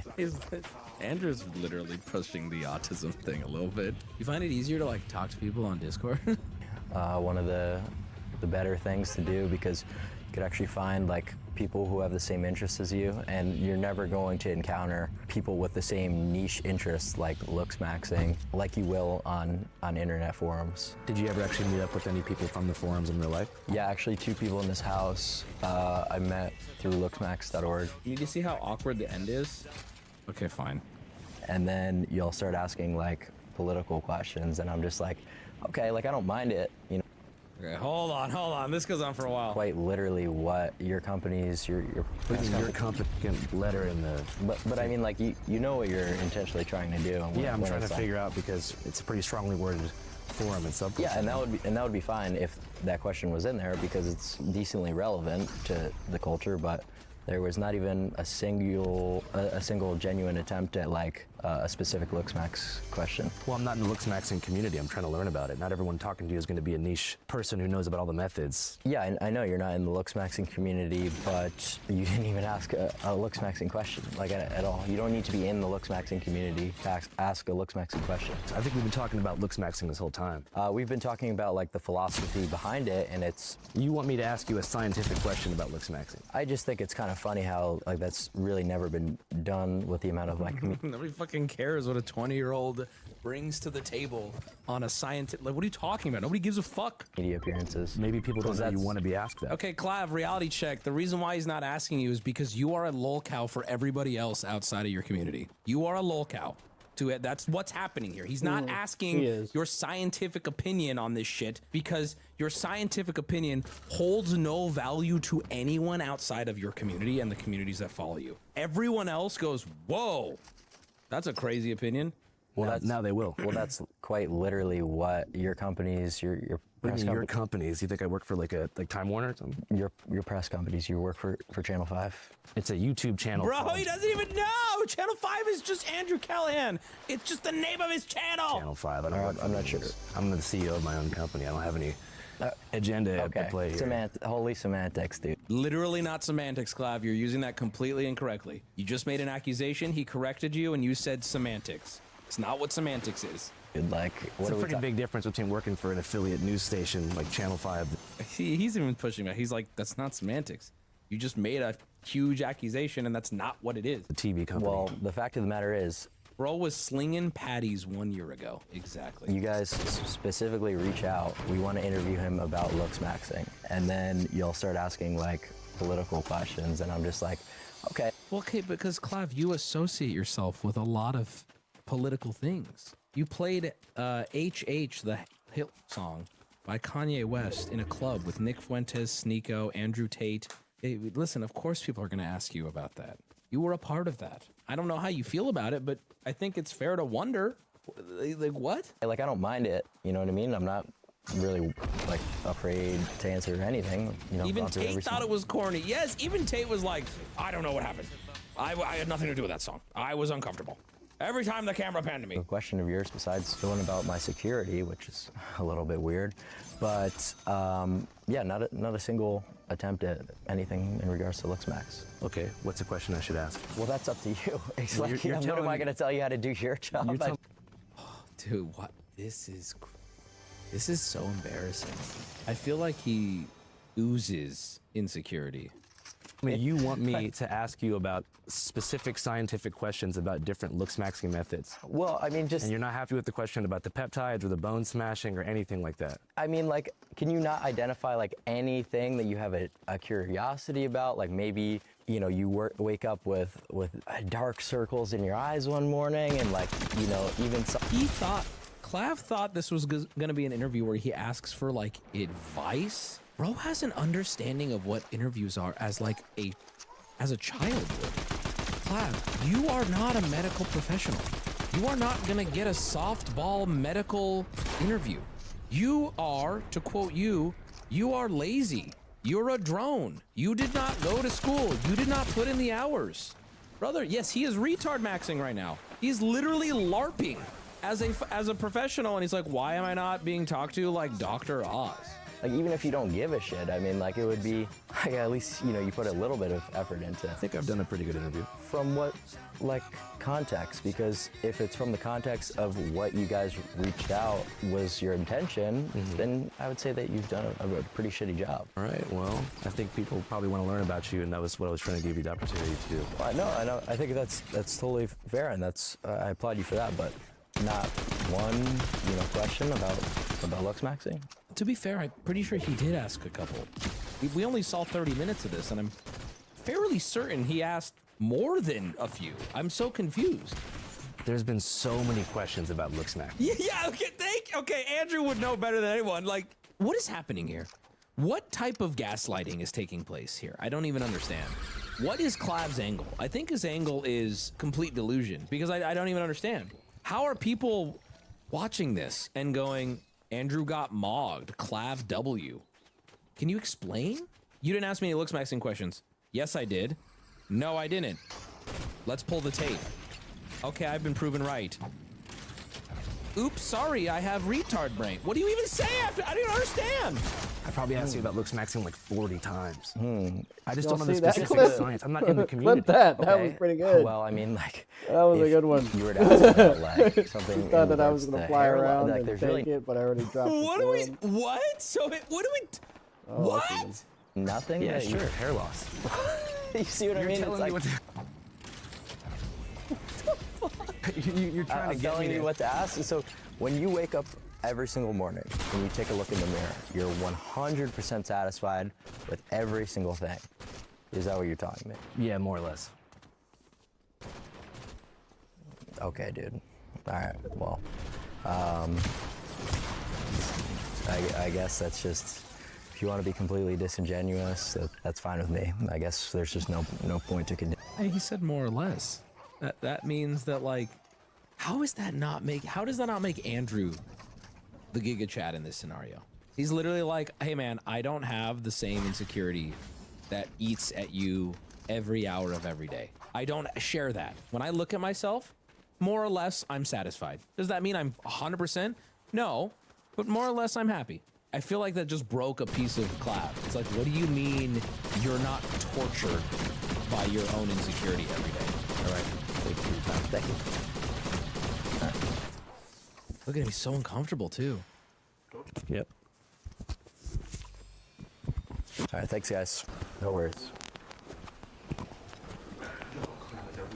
Yeah, no, everything's fine. We're all good.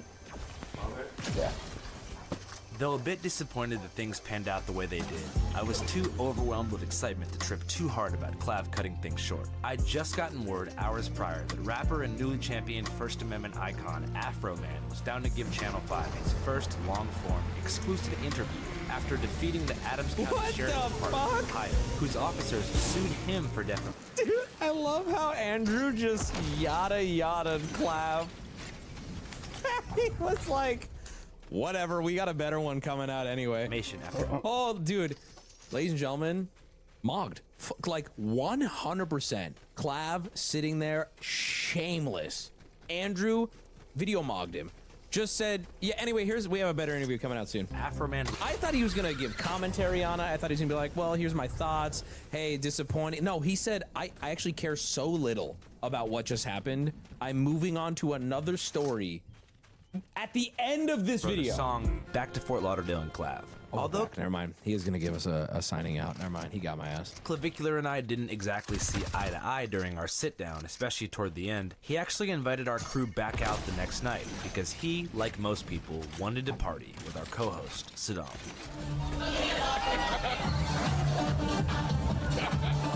Yo, can you define success to me? Wait, now I'm so confused, bro. You're looking at it, brother. Would you rather have financial success, looks matching success, or like romantic success? Looks first, everything else follows. Yeah, we're right here. We're in the club with Clavicular. Right now, he got the whole section full of Stacy's, and we're just chill maxing.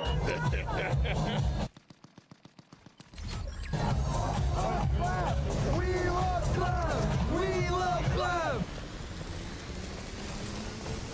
We love Clav! Yeah! Man, some niggas is hella serious about this shit. They really bound that looks maxing. This nigga a god to some people. What's your thoughts on looks maxing? People can do whatever they want. Me personally, I like the way I look, so I'm happy with that. I don't have to do anything, but if you want to change something about yourself, then it's whatever. Bro, if there's something you don't like about yourself, change it, man. Wake up and just change it. Are you a looks maxer? No.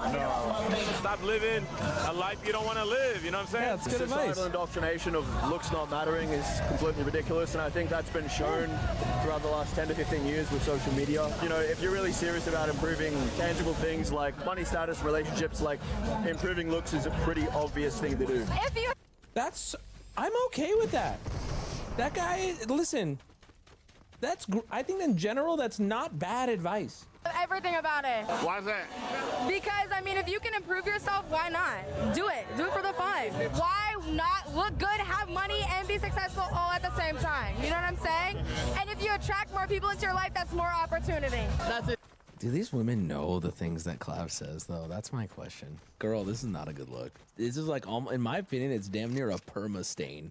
If you know some of the shit Clav says and you're like all over him, to me it's like done. Mark of the beast. It literally. Ethereum, I'm gonna explain to you. It's called trickle down economics. You see, all these bitches are here because I invited them, but obviously I can't have sex with all of them. It's just too much work. So that they trickle down, and then the rest of the buddies can take care of it. I want you to know that little snippet right there at the end. That is like a taste. You get, if you don't believe me, you need to watch his VODs. He is unhinged when it's his content. Like the things he says, the ways he views women. It's not, like I said, in interviews, he is very careful about positioning himself as a looks maxer. But then if you go to his VODs and actually watch him, to me, it sounds like he fucking despises women. Like unironically despises them. All quiet on the frontal lobe. 20 years ago, this guy would have had 15 minutes on Dr. Phil and that would have been the end of it. What a fucking accurate comment. Oh my God.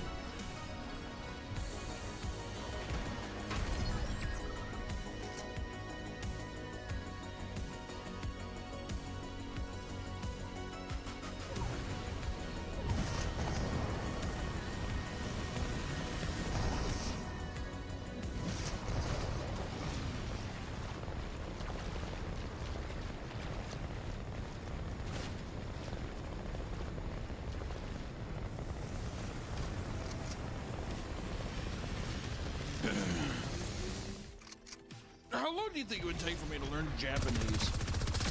If I actually tried, I will. Don't say you. I'll say like you. Well. And I'm saying to where I ads. To where, huh? Because it's limited. Ads to go. Mine doesn't say that. Or is it? Man. Weird. You want to try changing the title? Yeah, maybe. Well, that's weird. I don't think I might die on this one. I'll try scary game. Yeah, scary game. Hello, everyone. Hello. Today we are going to be playing Repo. We're going to let people come in and chill out for just a bit, but we are in it to win it right now, boys. So get on in. Get on in. Come on in. How y'all doing? If you're, I want to answer your question about the Japanese. Go ahead, dude. Make it quick. You could probably learn. If you really tried. Yeah. You could probably be a amateur in 9 months. But I think if you like fluent, it'll probably take like 2 years, maybe. I think it depends on how. That's unacceptable. Unacceptable. Yeah, I don't agree with those timelines, those time frames. Well, how quickly do you want to learn Japanese? I would like to learn Japanese in I feel like realistically I could learn Japanese in like, and I hate to say this, I feel like I could learn Japanese in fucking, dude, give Come me on, give me man. You can't even 3 fucking weeks. get a kill. Okay. Give me 3 weeks. You know what I mean? I took 3 weeks. I'm almost up to 100. Drop out. Yeah, because you're a fucking scaredy cat, dude. You're a little pussy. I said,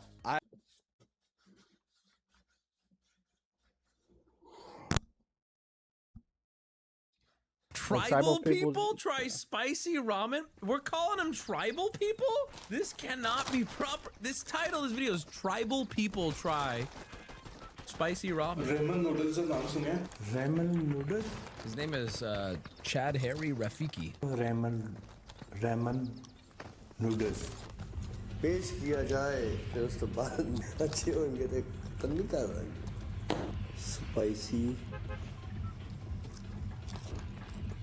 Drip check.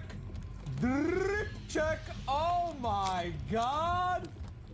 Drip check. I'm sorry. 1, 2, 3, 4 rings. Look at them. Infinity stones. I believe bro. they prefer the term the tribal guys. Okay. Gul Sher Khan. This guy carries a fucking battle sword with him. This is insanity. This look is killer. I love it. Spicy यानी कि मिर्चां ले. अच्छा मिर्चां ले आज गुस्सा कर रहे हैं. He has a mock. He has 2 mock jets on his head. ramen noodle. Tahir Nawab. I know he's not going to say that and then go right in with his fingers, though, right? Those ਤਲਸਾ ਕਰ ਵੀ ਲਿਖਣੀਆਂ ਵਿੱਚ ਨਾਮ ਲਿਖਣਾ ਅਸੀਂ ਜਨਾਬ ਪਿੰਡੂ ਬੰਦੇ ਅਸੀਂ ਕਿ ਮਾਸ਼ੇ ਪੜੀ ਜਿਹੜਾ ਤਲਸਾ ਪੜੀ ਸਾਨੂੰ ਬਚਪਨ ਦੇ ਦੌਰ ਉਸਤਾਦ ਟੀਚਰ ਇਹ ਤੁਸੀਂ ਸਾਡੇ ਵੇਲੇ ਤਾਂ ਖਾਦੀ ਨਹੀਂ Chopsticks are dumb. Oh, now you agree? When I said that on stream, you know, I got told uncultured Wubby, you're a baby. Chopsticks fucking suck ass. I know how to use them. I've used them. I've used them in Japan. I know how to use them. Chopsticks are fucking ass, bro. I'm with my boys here. I don't care. I don't need you, chat. I'm with my boys. They agree. Mr. Teef. Mr. Teef. It feels intimate. What are we watching here? Are they gonna have a big reaction? Have they never had ramen? Are these guys like really living off the grid or something? I love this guy. Spicy. Probably very spicy. That shit's good, though. I hear once Gul Sher Khan, I hear once walked into the desert. Now it's called the Middle East because the sand moved out of his way.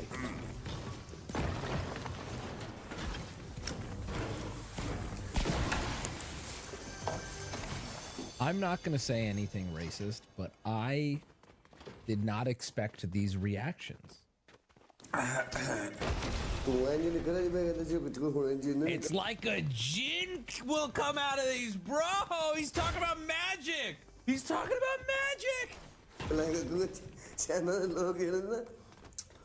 Chinese people fly in the air. Okay, so he can be racist.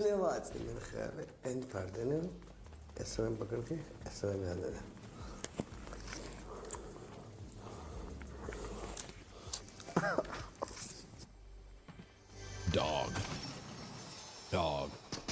Why would I even ask for your permission for Jasmine's hand in marriage if you can't even eat the chopsticks, bro? That shit's cringe. Why do these guys look like they're all extras in Indiana Jones?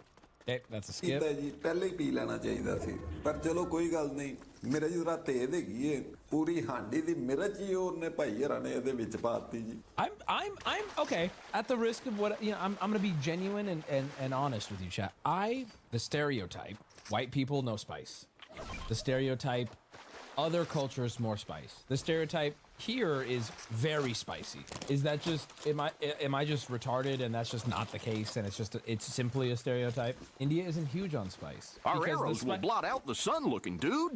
Oh, that's actually really, can I be honest? That one is really true. Hold on, wait, I gotta show you because that guy's spitting. Hold on.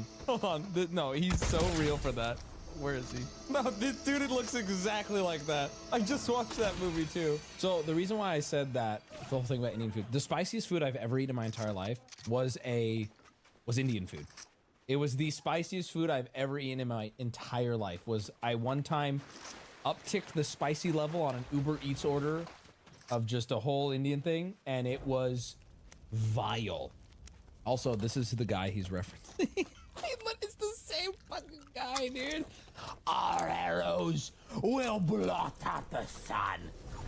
And then Michael Fassbender goes, then we shall fight in the shade. Chili is beneficial as well as harmful. Harmful for those whose stomach is weak, but mine can even digest wooden stones. Oh, buddy. You're scaring the hose, bro. You cannot always bring it back to how you think you can digest wood and stones. ਪਤਾ ਨਹੀਂ ਕੀ ਖਾ ਪੀ ਜਾਈਦਾ ਜੀ ਮੈਨੂੰ ਮਿਰਚਾਂ ਲੱਗ ਰਹੀਆਂ ਨੇ ਲੇਕਿਨ ਉਹ ਅਸੀਂ ਗਏ ਤੇ ਸਕੂਲੇ ਲੋਕ ਇਹੋ ਜਿਹੀ ਚੀਜ਼ਾਂ ਅਸੀਂ ਬੜਾ ਪਸੰਦ ਕਰਨੇ ਆ ਸੱਜਦਾ ਦੇ ਕਿ ਕਿੱਥੇ ਕਿੱਥੇ ਨਵਾਲਾ ਪਹੁੰਚ ਰਿਹਾ ਅੱਖਾਂ ਜਾਂ ਸੂਣ ਸ਼ੁਰੂ ਹੋ ਗਏ I mean, that shit's spicy. Don't get me wrong. It is spicy. I'm not saying it's not. I just thought I was the pussy. ਯਕੀਨ ਕਰੋ ਜਿੰਨੀ ਮੈਂ ਖਾ ਲਈ ਨਾ ਬੜੀਆਂ ਨੇ ਮੇਰੇ ਵਾਸਤੇ ਇੰਨੀਆਂ ਮਿਰਚਾਂ ਤੇਜ਼ ਖਾਂਦੇ ਨੇ ਉਹ How can you not? What the fuck? ਇਹ ਗਲਤ ਗੱਲ ਹੈ ਮਿਰਚਾਂ ਨਹੀਂ ਖਾਣੀ ਚਾਹੀਦੀਆਂ ਤੇਜ਼ ਨੁਕਸਾਨ ਦਿੰਦੀਆਂ ਬਹੁਤ ਆਲਾ ਚੀਜ਼ ਹੈ ਜੀ ਇਹ ਕਿਹੜੇ ਕੋ ਲੱਗਦੀ ਹੈ Damn, I want spicy ramen now. Korea ਹਾਏ ਹਾਏ ਹਾਏ ਕਰਾਟਿਆਂ ਦੇ champion Oh, he liked it. I knew we liked this guy from the start. ਇਹ ਤੇ ਸਰਦੀਆਂ ਦੀ ਖੁਰਾਕ ਹੈਗੀ ਜੀ ਸਰਦੀ ਲੱਗਦੀ ਹੋਵੇ ਤੇ ਬੰਦਾ ਇੱਕ ਪਲੇਟ ਖਾ ਲੇ ਯਕੀਨ ਕਰੋ ਸਰਦੀ ਉਹਦੇ ਨੇੜਿਓਂ ਵੀ ਨਾ ਲੰਘੇ This guy is just he's clip farming, bro. Or what is it? Aura farming? He's trying to speak in riddles too, just to be like, oh, the cold dare not approach it. Like, bro, come on. ਸ਼ੁਕਰ ਹੁੰਦਾ sir ਖਾਦੀ ਨਹੀਂ ਆ ਲੇਕਿਨ ਅੱਖਾਂ 'ਚ ਆਂਸੂ ਕਢਾਤੇ ਨੇ ਇੰਨੀਆਂ ਕੁ ਤੇਜ਼ ਮਿਰਚਾਂ ਦੀ ਬਹੁਤ ਮਿਰਚਾਂ ਲਿਦਰ ਜ਼ਬਾਨ ਸਾੜ ਗਈ Nah, they give him the oh, that type of Hershey's bangs though. Yeah, biscuit ਇੱਕ ਜ਼ਰਾ Yeah. ਇਹ ਕਿਸ ਤਰ੍ਹਾਂ biscuit Oh, he's never had it. ਅੱਛਾ chocolate. He asked if it was a biscuit. Bro, I want to show this guy VR pornography. I feel like he'd be like, attention tribe, I'm out. Nope, nope, we've been wrong. We've been misled. Oh, Bismillah. Bismillah. Are they speaking Arabic?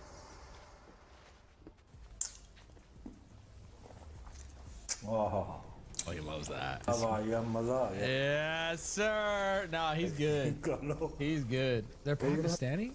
Wait, are these guys not? God bless these men, honestly. ਇਹ ਪਤਾ ਨਹੀਂ ਤੁਸੀਂ ਸਾਡਾ ਮੁਹੱਬਤਾਂ ਕੀਤੀਆਂ ਜਾਂ ਗੁੱਸਾ ਕੱਢਿਆ ਜੀ ਸਾਡੇ ਤੋਂ ਇੰਨੀਆਂ ਤੇਜ਼ ਨੇ ਮਿਰਚਾਂ ਕੰਨਾਂ 'ਚੋਂ ਮੈਂ ਤਾਂ ਪੱਗ ਪਾਈ ਨਾ ਧੂਏ ਦੀ ਪਤਾ Oh, that's why they're Irish. ਕੰਨਾਂ 'ਚ ਵੀ ਧੂਏ ਨਿਕਲ ਰਹੇ ਨੇ Give them all candy. Give them all candy, please. Give them all candy. No way! I'm gonna go to their most viewed video. I don't like that he didn't give them all candy. It kind of made me sad.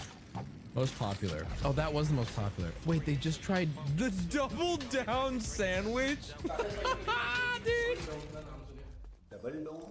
Double down? Double down. I love this guy. God damn. Every time he shows up, he looks better. KFC the sandwich ਹੈ ਨਵਾਂ ਕੀ ਆ ਗਿਆ ਮਤਲਬ ਇਹ ਕੋਈ ਅੰਗਰੇਜ਼ੀ ਫਿਲਮਾਂ ਵਾਲਾ sandwich ਲੱਗਦਾ ਕਿਉਂਕਿ ਡਬਲ ਡੋਨ ਜਿਹੜਾ ਨਾ ਇਹ ਡੋਨ ਰੇ ਦੋ ਵਾਰੀ ਤਾਂ ਨਹੀਂ ਵਿੱਚ ਆ ਗਏ ਮੈਂ ਹੀ ਕਹਿਣਾ ਚਾਹ ਰਿਹਾ ਕਿ ਯਾਰ ਮੈਂ double Nah, bro, as an American, I don't claim the double down. The double down is an abomination. If you trash on this, I want you to know, as an American, I understand. And every time I've gotten one, I've recognized that this is a mistake. It does hit, though. But we don't claim it. Chicken ਦੇ piece ਲੱਗੇ ਨੇ ਵਿੱਚ ਚੀਜ਼ ਲੱਗੀ ਤੇ salad ਸਲੂਦ ਵਿੱਚ ਪਈ ਬੜੀ ਸਾਰੀ And salad? Dog, ਲਾਗੇ what? ਜਿਹੜਾ ਪਤਾ ਨਹੀਂ ਕੋਈ ਮਠਾਈ ਹੈਗੀ ਹੈ ਬੜੀ ਬੜਾ ਹੀ ਪਿਆਰਾ ਮੂੰਹ ਚ ਪਾਣੀ ਆਉਣ ਵਾਲੀ ਚੀਜ਼ ਲੱਗੀ bro I hope they like it. I hope they vibe with it and they put aside our differences culturally. ਇੱਕ ਲੈਦਾ ਯਕੀਨ ਕਰੋ ਕਿ ਡਬਲ ਡੋਨ ਰੇ ਤੇ ਅਲੱਗ ਹੀ ਕੈਟਮ ਲੱਗ ਰਹੇ ਨੇ ਮੈਨੂੰ Bro, these guys, you could. There's so. I want to take them to a bowling alley. I want to show them. I want to get them high. Like what? Like there's so much you could do with. Get 'em high. They're like so. It's so different. I want to take them laser tagging, go karting. I want to show them Counter Strike. Maybe not Counter Strike. I want to show them The Binding of Isaac. I want to show them Terraria. I want to take them to Vegas. An IMAX movie. Yes, dude. Look, I want to get this guy in a go-kart. I want to have this guy launch a Tesla. I want to have this guy. You know what I mean, bro? They farm opium. That feels racist, what you just said. I don't know if that's true.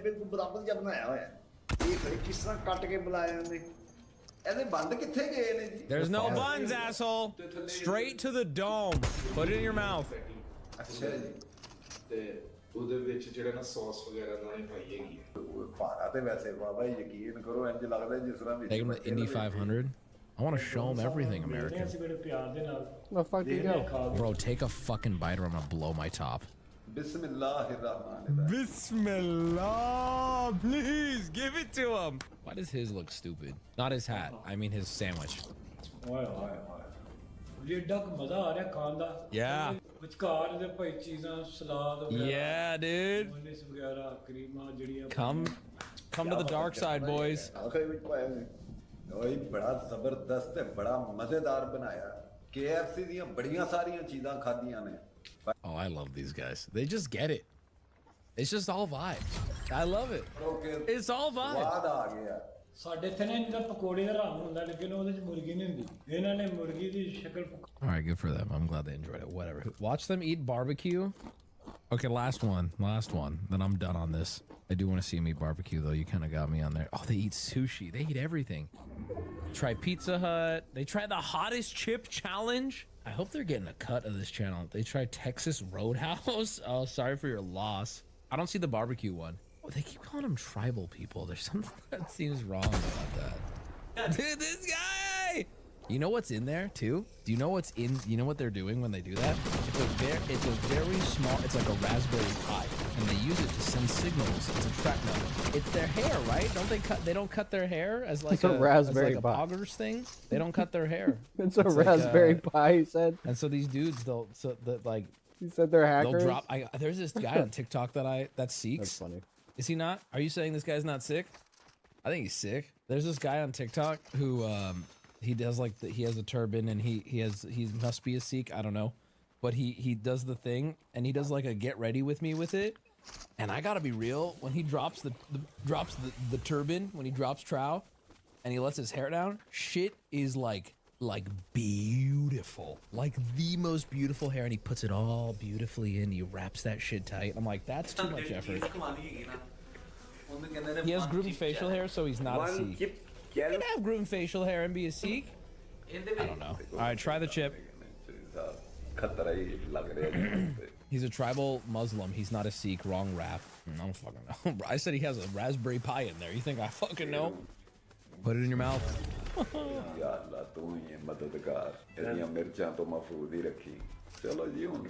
Come on, do it. Skip to it. Oh, here we go. This is not a nice one to do. I don't think these guys grasp. Why he got the square hat? Is he like higher up or lower up? He's eating two? Motherfucker, what are you doing? Someone stop him. He goes, oh, these are gross. There we go. That's the reaction I expected. Also, what you'd have if you never tried one of these, they taste like fucking shit, by the way. They taste terrible. They do not taste good, and they destroy your whole week. Your week whole. What is this editing? Oh, damn. This guy is fucking insane. 2 chips in, he's giving no reaction.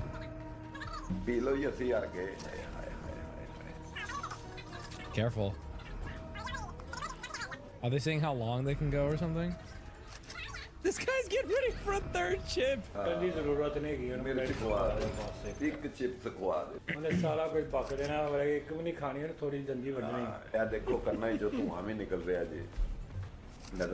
Be careful, tribal. Oh, he's just, dude, he's no reaction. He's not bitching, but he cannot control what his body does to him. He's just bawling, but no, he's not, he's giving nothing.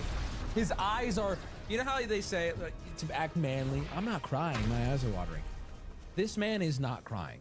His eyes are just watering. He's got nothing. He's like, I'm fine, I could do another one. Sorry, I'm a little messy right now. That's crazy. Ooh. Bismillah. Bismillah. Enjoy the milk, you earned it. 30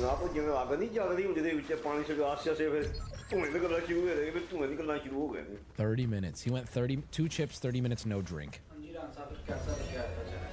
बहुत अच्छा लगा ये बड़ा मजा आया मुझे बड़ा time मिला मेरे सब्सक्राइबरां नाल गल करन दा Okay, not gonna lie, this is kind of what I expected. He's this is what I expected. Look at, he doesn't even care. Oh, did you have a drink? आधा घंटा हो गया लाल बटन जरूर दबाना और 2 चिप पिया I will drink later. Oh my, I see the pain in those eyes. I didn't. I saw a man who's like, are we good here? That's why he has the square hat. Shit, you right. Shit. Shit.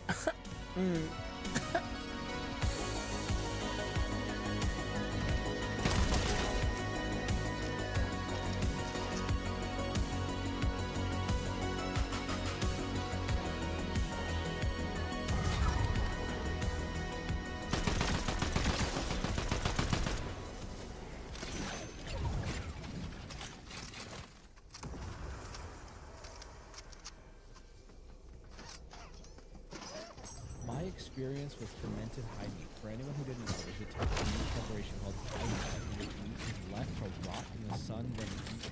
Some leave it for a year. Why? Without any additives, wrongly done, the process can be dangerous. They scrape the mold off? I gotta see a video. Oh! High meat, eating fermented liver with my son. Dr. Boz? They're calling it the death steak that caused people to get paralyzed? A woman returns home feeling drained from a long day of work. So she sits down at her kitchen table filled with anticipation. She reaches across the table to a jar. Its contents swish and turn as she pulls it towards her. She sticks a fork into the floating blue-gray mass of the bottom, piercing a chunk and lifting it out of the swirling slough to deposit the wet, rancid nugget on her tongue. What is even the argument? Like, let's break down what they're doing here. What if we just let the meat get absolutely rotten and then... Have these people not played, like, Ark? It's been so documented. You don't eat the spoiled meat. It making you sick, bro. A foul, putrid smell radiates through the room. She takes another slimy-covered cube of rotten meat into her mouth. The jar was on top of her fridge for the last half year, so she expected to taste, but she never thought... Why? Why? Why? Why? Why, though? It would feel so... good? Okay, but why are people eating raw meat they've left out in jars for months at a time? Why? Trigger warning, here comes the meat. As the name suggests, it's being eaten because the internet heard it could get them high. Some consumers... Wait, that's why they're doing it? We gotta introduce these people to, like, drugs. Are they aware we got this shit, like, figured out? Name a positive feeling you want to experience. We got something for it. What are we doing feelings here? of euphoria and hallucinations after slurping down diced chunks of decaying meat. Yeah, that's... I started hallucinating when I ate rotting meat. I bet. I bet. They also claim that the bacterial growth is beneficial to their gut microbiomes. These people know that yogurt... Aren't we, like, evolutionarily developed to be afraid of raw meat? Or, I'm sorry, rotten meat to keep us safe? Like, that's why mold to most people is repulsive. That's why things like this, you feel icked out from looking at it, because that's generations of I think what you'd be previous better off humans huffing discovered. gasoline than eating this shit. Tempeh. Yeah, wasn't cooking food like a huge breakthrough for like primitive versions of humans? Like, oh shit, this shit better. That's right. Oh shit, this shit Probably, better. But That there's looks more to good. this unfortunate Little overcooked. fetid flesh fetish. Just so we can get an idea of what the dangers of eating raw or rotten meat are, these are just a few of the many meat-borne illnesses that have plagued. How do you look at this list that's still ongoing and go, nah, they're probably wrong. I want to get high. humanity for thousands of years. Oh, goody. This'll be fun. Or what? After eating an old can of corned beef, a young man feels a sudden loss of feeling in his face. His eyelids droop, his breath becomes more labored, and he can no longer form words. His stomach cramps, and he cannot stop vomiting. And slowly, he feels himself losing the ability to feel his hands or feet. Later, in the hospital, he loses all feeling, and his breathing groans to a complete stop. That's botulism. Fuck that forever. I'm never eating again. That's not true, but fuck that. You can avoid it by fully cooking or boiling your food. We got this. Refrigerating any foods that use garlic or herbs. Never eating any food that smells off. Sorry, folks, just had to make that clear. A teenage girl, after a day spent enjoying homemade hamburgers with her family, wakes up in the middle of the night with a growing urgency in her bowels. She runs to the bathroom, but to no avail. Her father is already there. There's blood in the toilet, he shouts in agony, so she runs upstairs to the other bathroom. But her mother is trapped inside, either vomiting or simply retching. Her brother beckons her over to the kitchen sink, which he is currently bent over in pain. I won't look, he says, as she weighs her options. That's E. coli. Yeah. This bacteria dies at temperature upward of 70 degrees. So properly washing, prepping, cooking, and refrigerating your food is the best method of household prevention. I have known personally people who are this smart to know about all this and are still very hand wavy about foodborne illnesses. What changed my life forever was I had to take a class for like food handling, and that one class scared me permanently when it comes to prepping food. Now, granted, well, Bobby, you ate a burger off the ground. Okay, yeah, I ate a burger off the ground. That's different than like fucking around with botulism and E. coli. Also, I found that disgusting. I did it for the content. But that being said, like, there is a difference. An older gentleman wakes up one morning fatigued and nauseated. He staggers to the bathroom, flicking on the light, which makes his eyes ache. His eyes, staring back at him from the mirror, are swollen, and the rest of his face is so tender he can barely touch it. He goes to the hospital, barely holding in his bowels on the way. An X-ray shows eggs in his cranial cavity. The doctor tells him that they're pressing up against his brain, causing inflammation. That's what happens if you eat trichinella worms from undercooked pork, which, hey, we've talked about before here.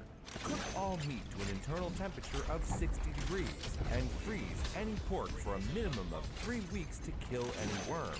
Also, remember that smoking, curing, and pickling do not kill parasites. Also, don't eat any meat that has bacterial growth. There is also Listeria, Salmonella, Staphylococcus, Campylobacter, People Shigella, are so Streptococcus. fucking wild. 6-month-old rotten meat. Yum. Give me more shit in a bag. I'll happily sniff it and trip fucking balls. Raw milk right out of poopy cow tits. I will pay so fucking much. We are all so close to getting so massively sick from getting served a bad goddamn burger at McDonald's. Anthrax, and that's just some of the bad bacteria that can grow on That tainted is not food. true. Not You to mention cannot the kill countless botulism by boiling it or cooking it. Botulism is one of the worst neurotoxins known to mankind. If you encounter canned food that is inflated or has a dent near the lid, put it into 2 bags and outside in the trash can. Absolutely do not open it. Botulism does not give you food poisoning, it literally paralyzes you. How do I not get it? More parasites and fungal growths. Practicing proper food safety makes food safer. Who knew? The point is that, yes, there are good bacteria, but there are I love my good bacteria. I got my fucking cat. just as many, if not more, bad bacteria that might give you stomach cramps, some that can just straight up paralyze you. Methods to make high meat vary significantly, but recipes, and I use the word recipes loosely, do have... How do these people hear about this shit and continue to eat? I've heard the cope of, well, it hasn't happened to me. There are too many educated human beings on I'm this cooking planet. my meat in bleach from now on. What the? There are too many educated, like formally educated, like college educated humans on this earth who still live their life with, well, it hasn't happened to me, so I don't need to worry about it. Where did I hear that? I don't know if it was a TikTok or a video I saw, or it may have been a Channel 5 video or whatever. Someone who's like, I've never washed my hands. It's like, what? Like, I've been fine. I'm good. It's like, why do you think I've been fine is scientific evidence? Why? Like, I don't wash my hands. It's part of, you know, like the Liver King as a whole. You know, like, it works for me.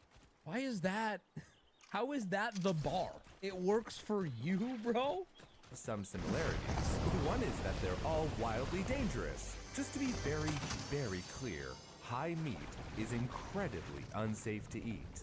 A YouTuber who demonstrates making high meat starts with an undisclosed meat, cuts it into little pieces, and then puts it in glass jars. After that, he just shuts the jars and leaves them out.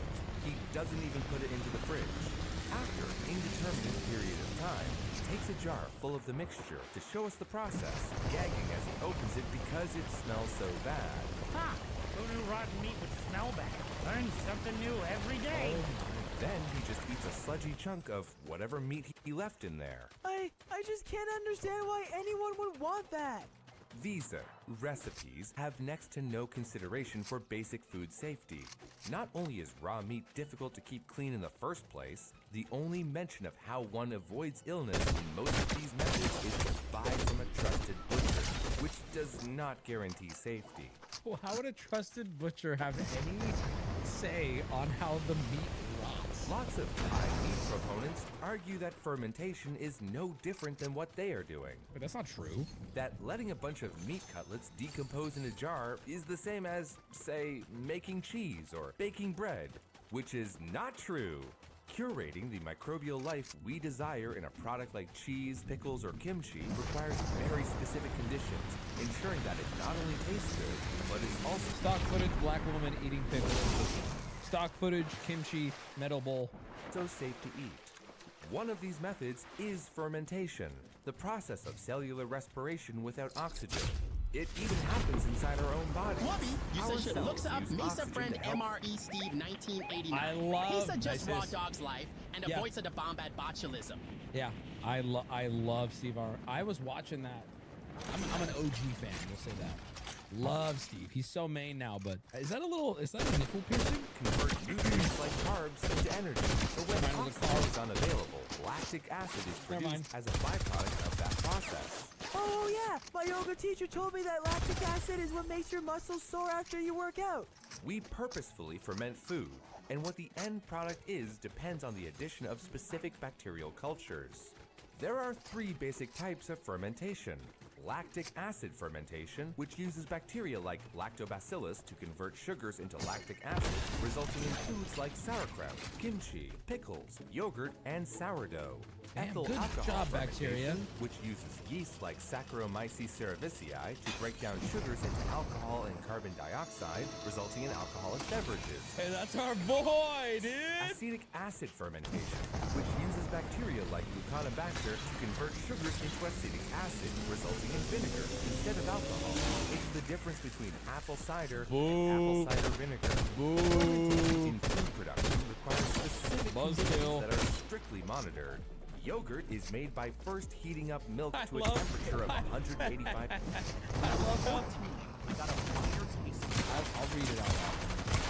I love how some dude who chops up a steak, puts it in a fucking jar above his fridge for 6 months, thinks he's this guy. Climate controlled, clean, like machinery. This dude's in a lab coat. Everything in here is monitored. They even have to test shit. Millions of dollars on the line for everything to go right. And this guy's like, well, if they do it, I could chop up a pork chop and put it above my fridge for a month. Now I'm gonna read TTS, my friend. This is from Flaming Stealth Banana. He said, when I was 14, I got a minor case of botulism from Boston Market. I was nearly hospitalized. I couldn't eat more than half a baked potato for 6 months. My stomach was fucked up for nearly 10 years until I found out about probiotics. Wow. So what you're saying is this could be a weight loss thing. Degrees Fahrenheit for 30 minutes to kill off any spoilage or... I mean, to be fair, botulism is like a... Yeah, I'm never doing anything Boston Market related ever. I'm never going to Boston. organisms. Bacteria that turns milk sour. Then it's cooled to 108 degrees Fahrenheit, where the good bacteria we want can grow. Whereupon adding lactobacillus will start the fermentation process. Yeah, I don't think making yogurt is just leaving milk somewhere. My point Come on. Okay, this time I got a real question. What's the difference I was between going in on that one. dry-aged steak? They're both just leaving meat somewheres, right? A dry... Okay, this feels like a peak of Mount Stupid question, doesn't it? Like it's like a gotcha if you're uneducated.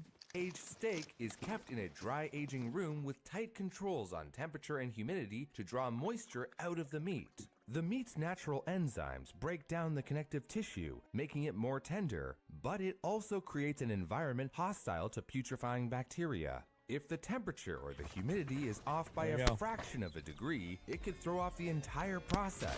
And so it's like, so to answer the question simply, it's completely different. End up with a bunch of rotten meat. As someone who likes cooking, I can tell you that should be the end of the line.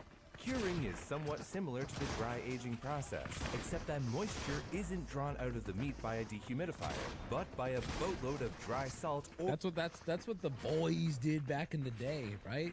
That's how we kept meat for a while. You could do that in Ark too.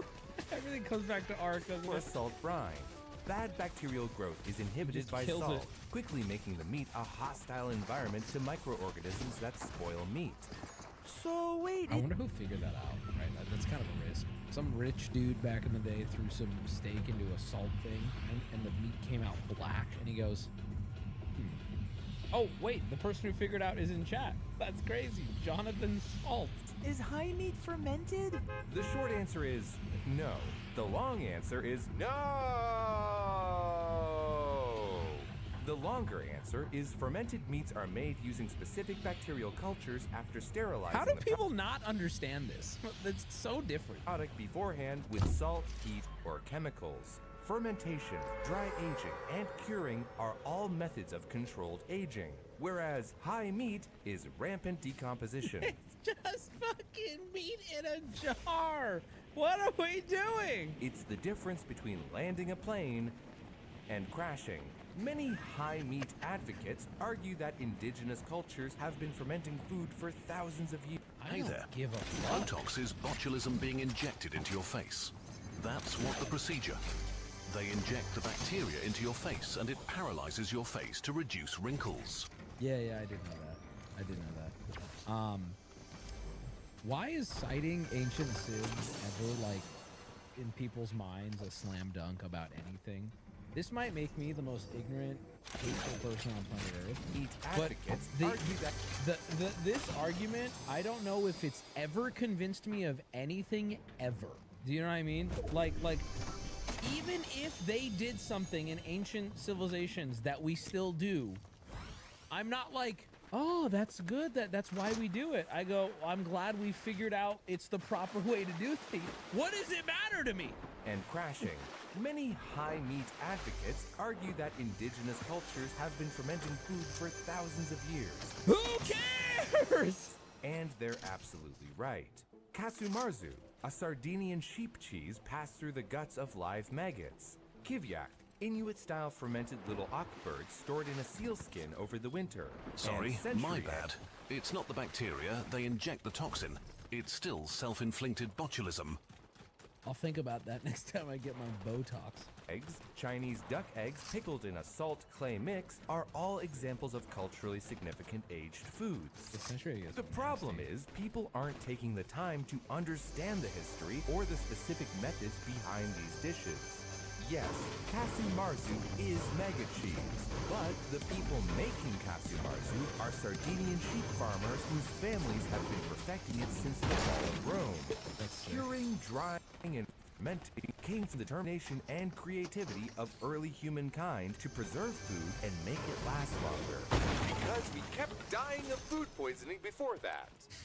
Carefully and respectfully practicing traditional go preservation down? techniques that have been passed down from one's ancestors is not the same as putting meat in a jar, and invoking someone else's culture to argue about its safety is insensitive at best. And I'm pretty sure we've all seen what it is at its worst.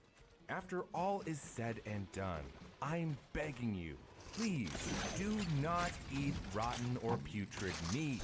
The overwhelming We should try it on stream. Scientific consensus is that eating rotten meat is legitimately and terrifyingly bad for you, ranging from basic food poisoning to being left paralyzed or dead. While our gut microbiome does reap benefits from foods high in beneficial bacteria, putrefying bacteria isn't good for us. I don't need, like, dude, I can't even look at it. While I it's can't like even look. I'm so triggered by rotten food. I can't even look at it. It's so gross. That was fascinating. Let's play some CS.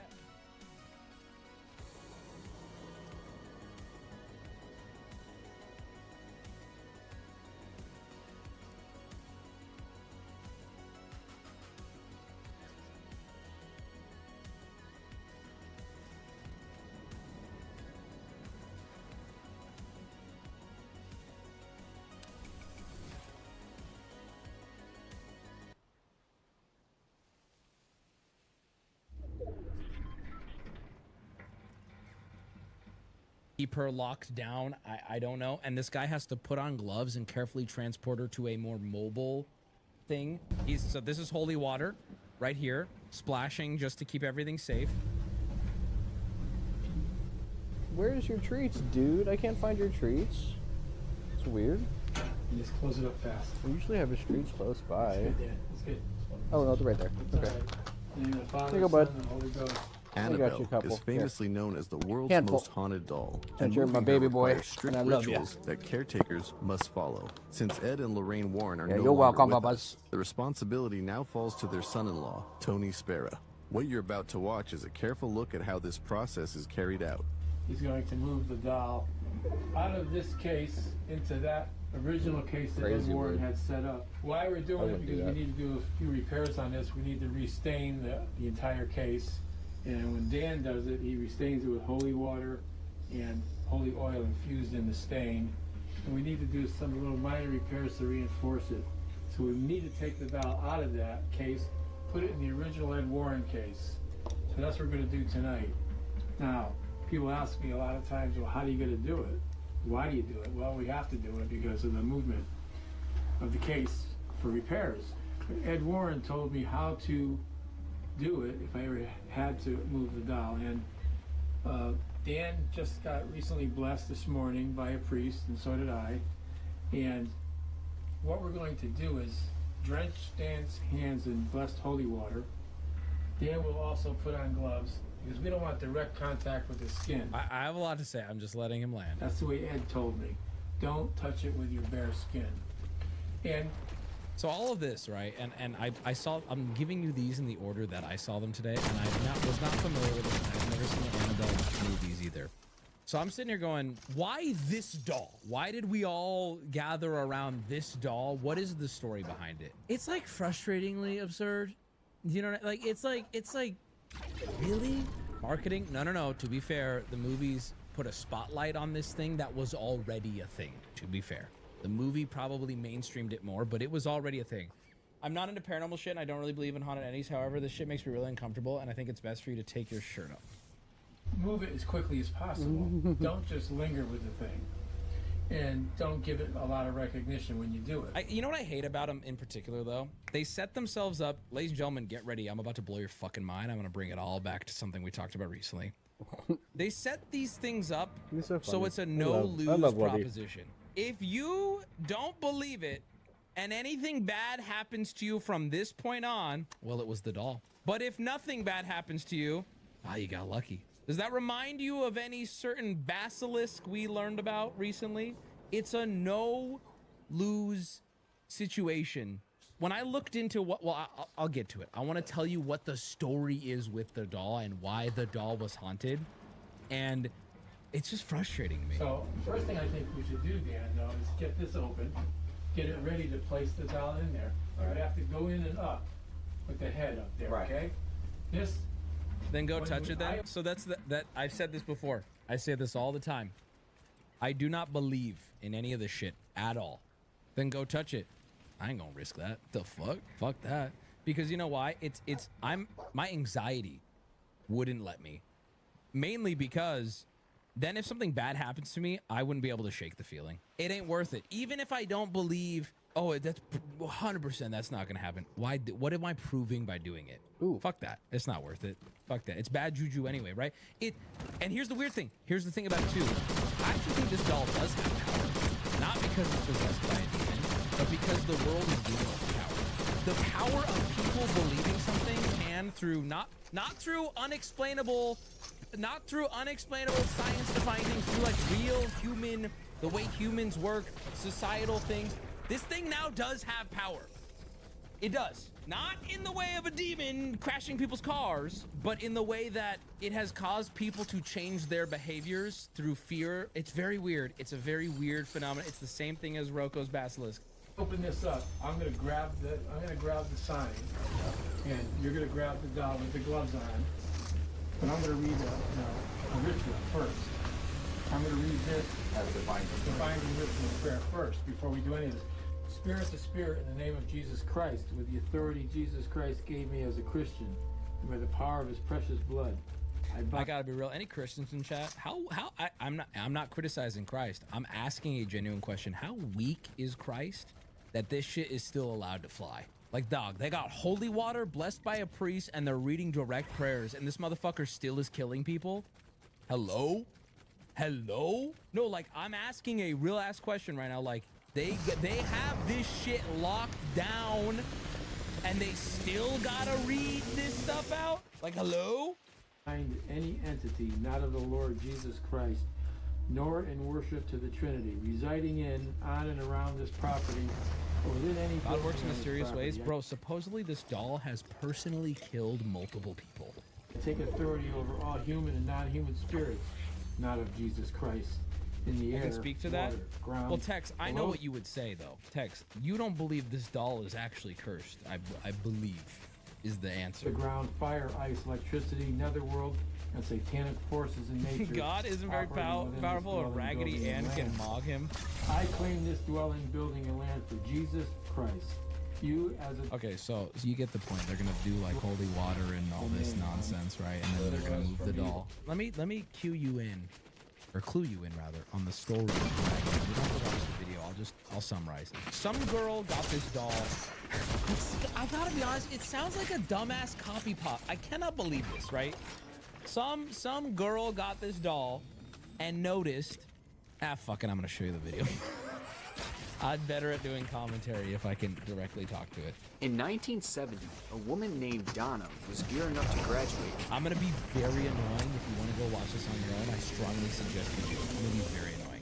I'm gonna say this a lot. How do you know that? From college. How do you know that? The hopes of becoming a nurse. How the fuck did she hit me? Are you Donna had fucking lived a very serious, dude? regular life The up until fuck, this man? point.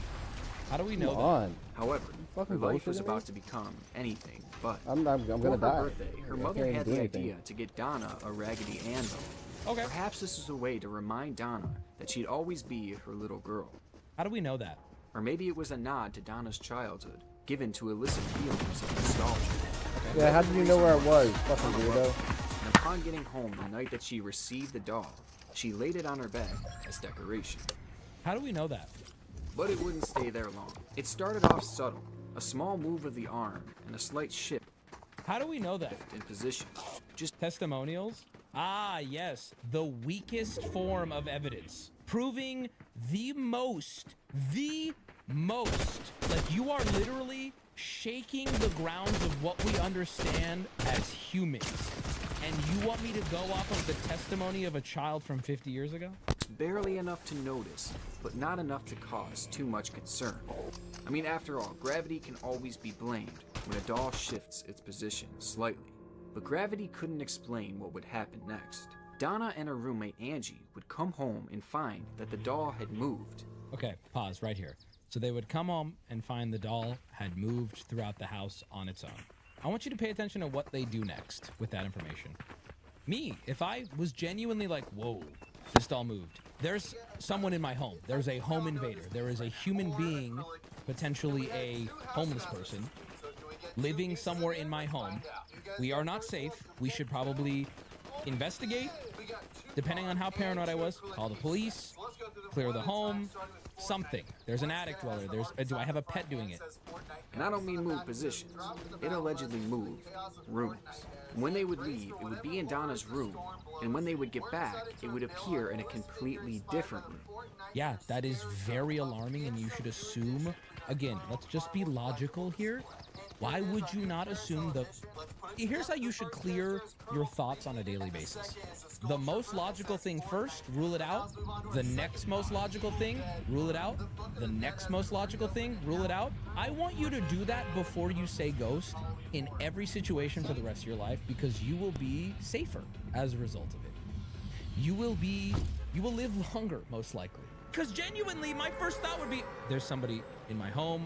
There's something, you know what I mean? The Raggedy Ann doll would be found in a random spot with its legs crossed. If its legs were crossed and its arms were folded, I would be like, oh yeah, there was a fucking murderer in my home.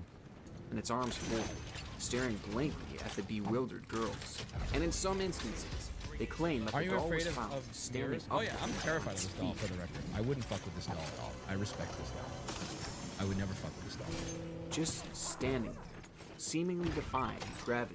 And as scary as all this was, it was nothing compared to what the doll would do next. Over the next month, Donna and Angie began to find handwritten notes across their house. The notes were written in handwriting that was consistent with that of a young child. And then I want you to pay very, very close attention to what they do. I with didn't this even get a chance to information. put my shields on. You know what I would do at this point?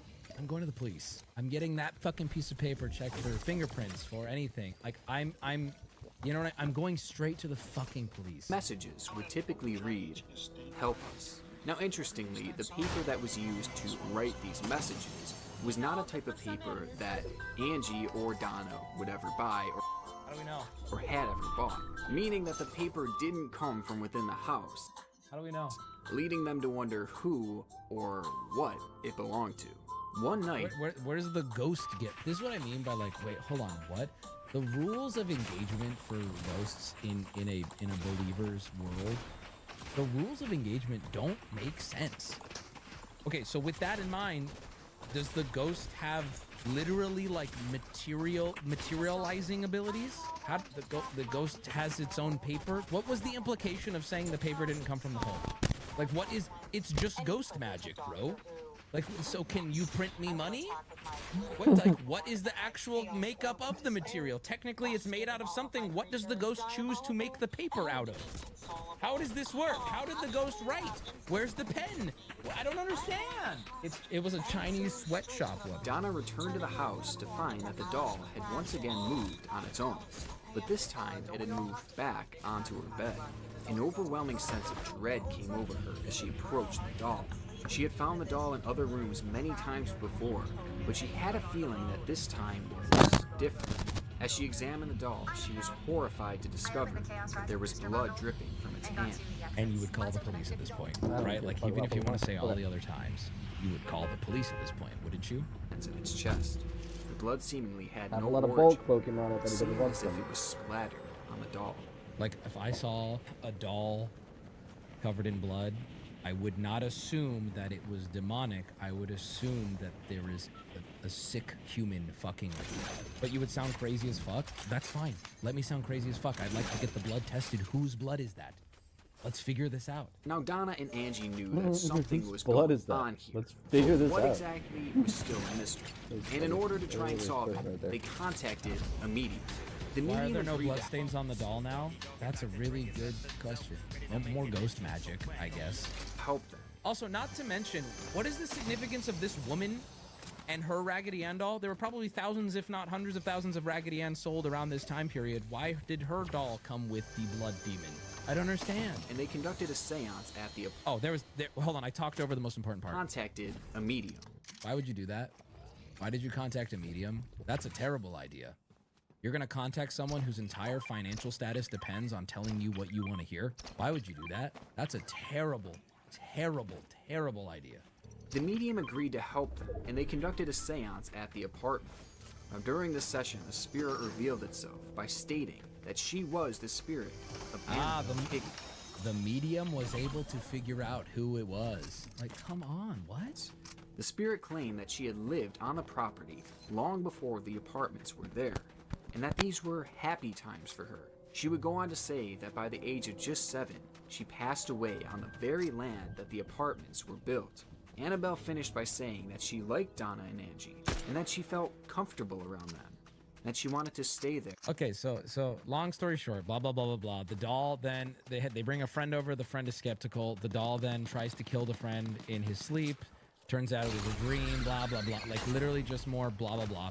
Then these two motherfuckers, the Warrants. I think they are the masterminds behind all of this. Clearly tell that this doll was not possessed by a 7-year-old girl. It was probably possessed by something very demonic.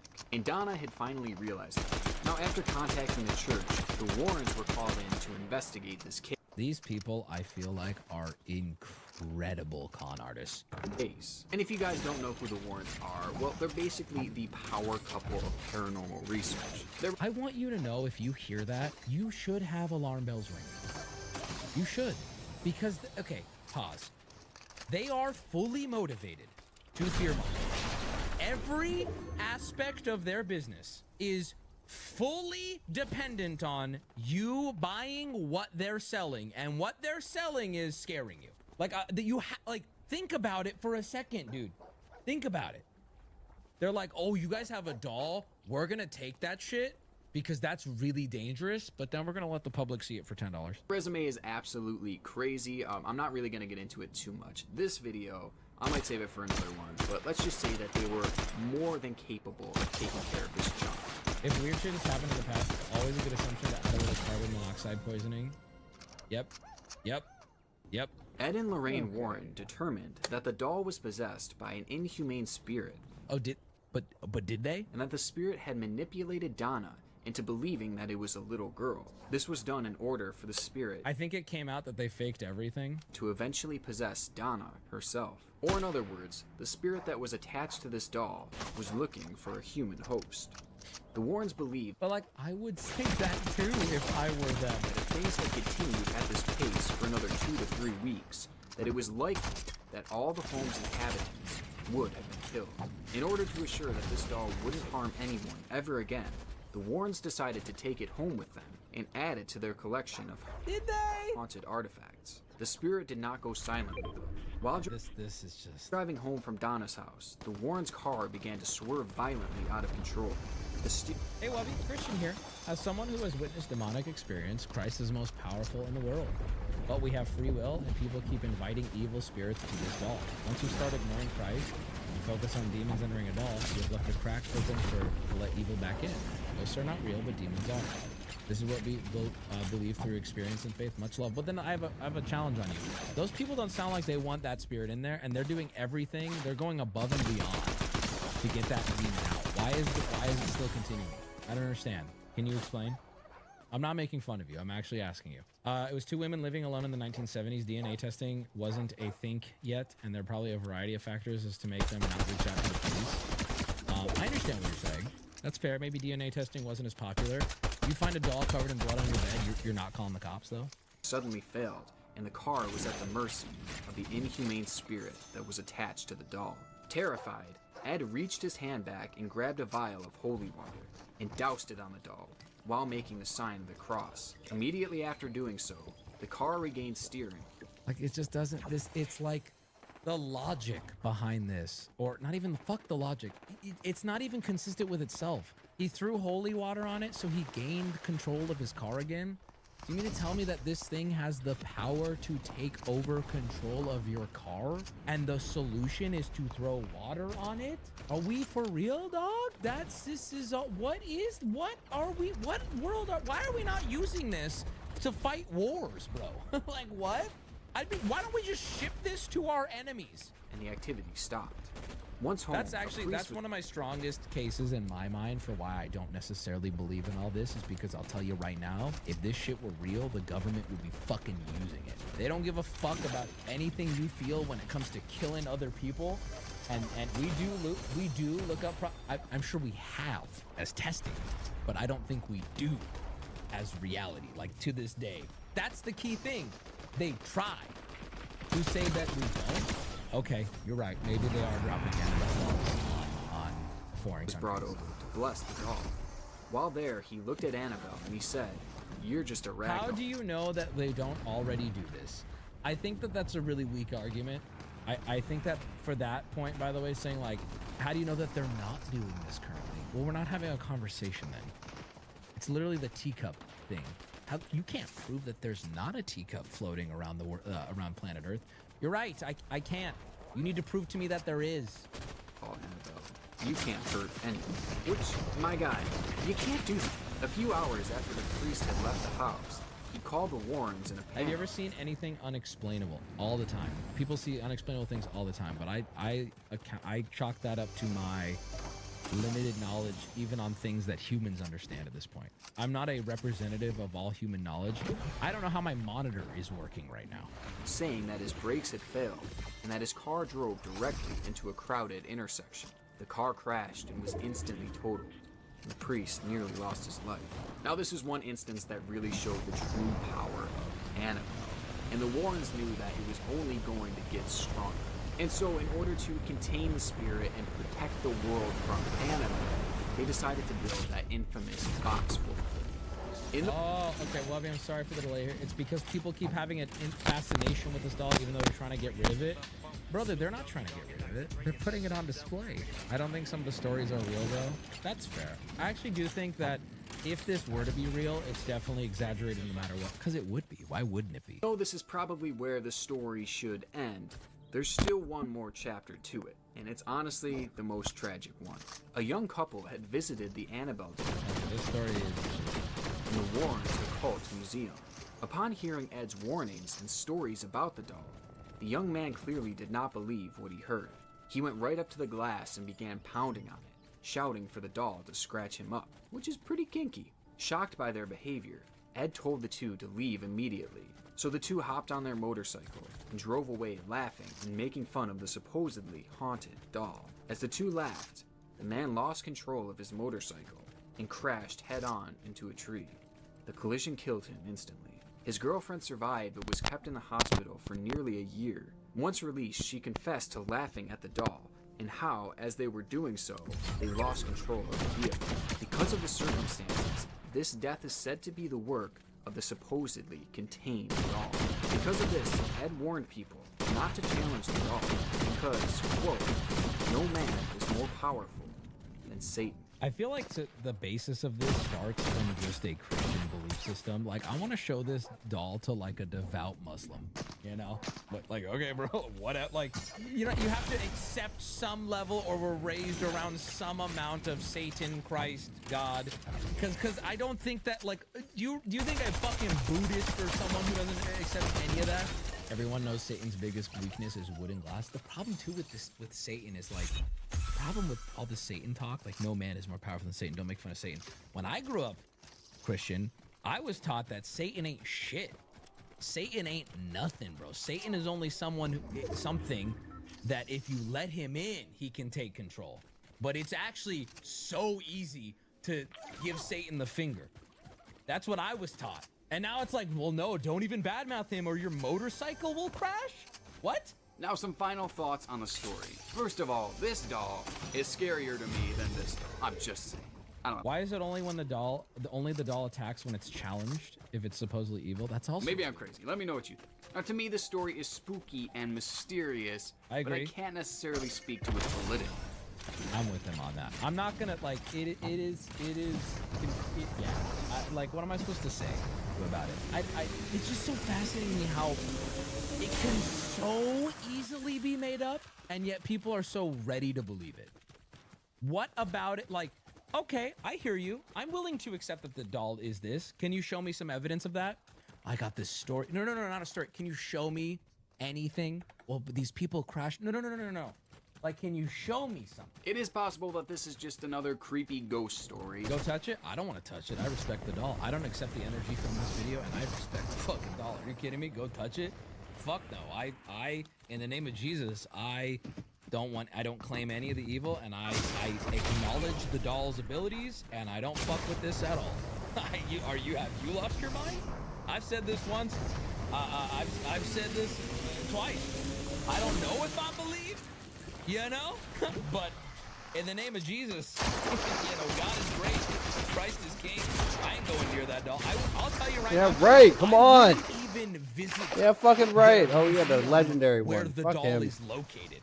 I don't want to look at the doll with my own eyes. Oh man, that was Boys, bullshit. I'm getting too old to be taking risks on shit like this to prove a point for my pride. Fuck that.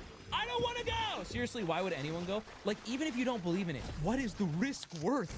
Now, if we're like, oh, I'll give you $10,000. No, okay, we can figure something out. But what is worth the risk just for pride? Like, haha, send Peanut. There is no risk though, Wubby. I hear you, but I think the risk is actually in my own head, and that is as real to me as something that is real. I am a anxious, paranoid person in my real life, and I don't want to add something that can just by it gets meta. It gets a little meta here, but whether it's real or not, it's a cognitive hazard. I am susceptible to the psychosomatic effects. Exactly. I am very susceptible to that, and I acknowledge that. Real or fake, I see my shortcoming. And you know what? I don't want want to go. I don't want to do it. Okay, why risk it? Let me live. Okay. Anyway, that's my thoughts on it. I do. However, I will say, the Matt Rife photo where they zoom in on the demon. Come on, that is cringe. People who believe in it, people who don't. Can we all agree that? What are we doing here? Oh, I got a photo. I do it for the right price, but I'd sleep with a nightlight on for sure. Bina, right now, weigh in, real or fake. Wubby, send me. I live for this shit. Do you actually, Crow Guy? I need to send someone who doesn't believe in it though, because I'll be honest. As Peanut said, it's fake. I think most people recognize it's probably not real, right? But I think still, I think I exist in the majority of. I don't think it's real, but also fuck that. I ain't going near that. I don't think that makes me weak either. It's fine. I can live with myself knowing that, you know. Send me, I'll eat it. Okay, some of you are legit insane, and it does make me laugh. Send me, I'll eat it. Some of you would jerk off on it without a second fucking thought. Jerk off on it. What the fuck, dude? Fucking Wubby. Batman's already out here.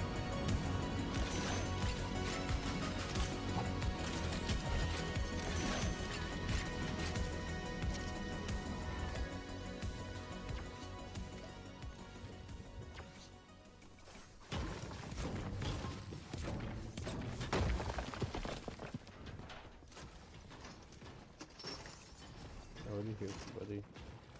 Shit.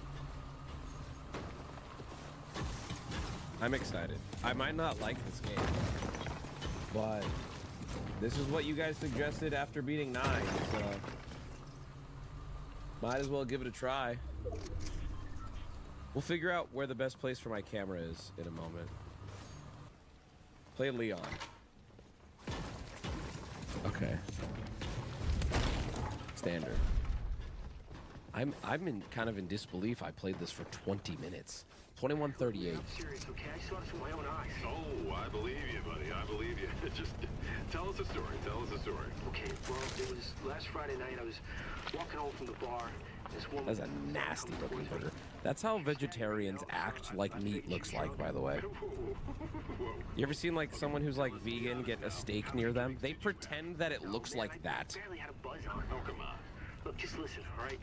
Oh, I just see all the, the blood. Her whole face. It looked like it was rotting. Yeah. She looked like a corpse. Like a walking corpse, man. Sounds like my wife. Ah, bitch wife. Oh, come on. Just getting good. Oh, why is it getting so loud? Jesus. I need some sleep.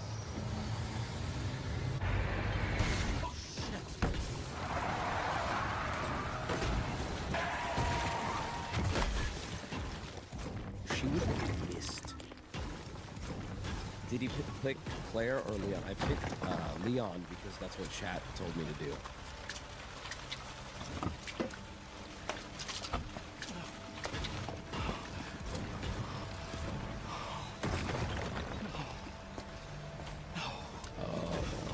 She's still alive, too.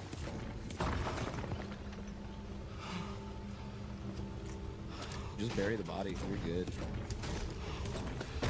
What am I gonna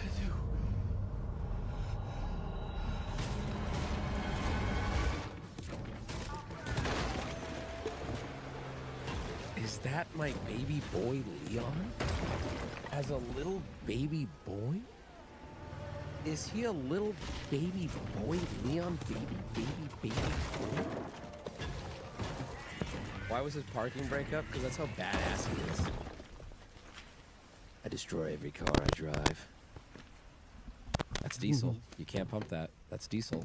Leon. No one's around. Leon. Baby boy He's like, voice. Leon.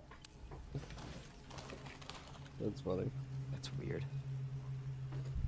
That was funny. That's diesel. You can't pump that. That's Leon. Oh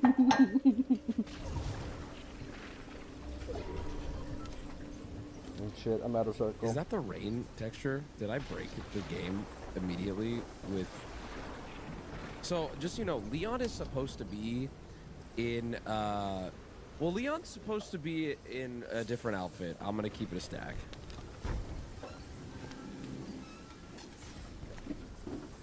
but it might replace a later outfit that he's wearing. Just turn them off. Oh my god.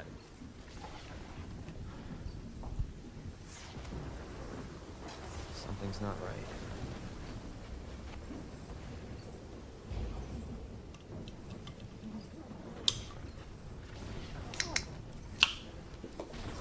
Why would I explore this?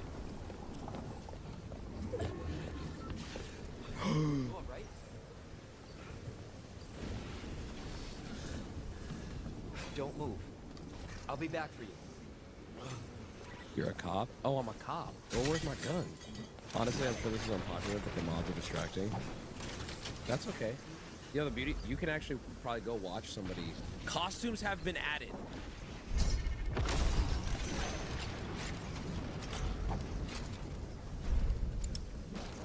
Oh, it's later. It'll be... Clara! Were you on my... My voice is fading me. I'm in such shock that who would do this? Now surely there's no others like that. Clara!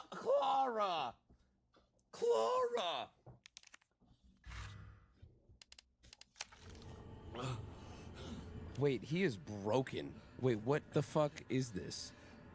Well, we'll just come back to that.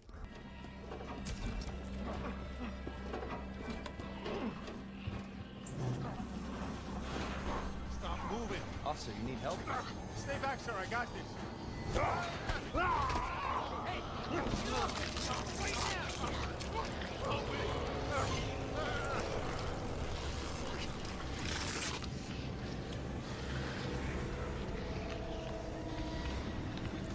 Freeze! Nope. A little loud. I'll shoot! What the?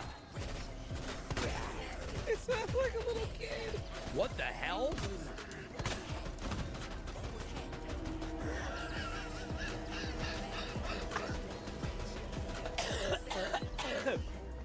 What the hell? Also, why does my gun sound like... It sounds like a Nerf blaster. Bro, this is what you sounded like at 21? Are you defensive over a video game character? Damn! Damn! That's from Sports Illustrated. Maybe. Well, I don't know. Wait, what?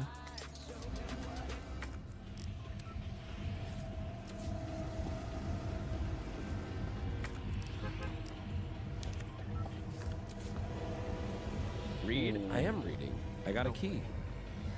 This can't be. Oh, what the hell?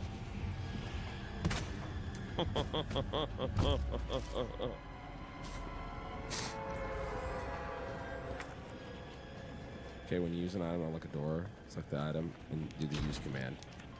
Use. Got it.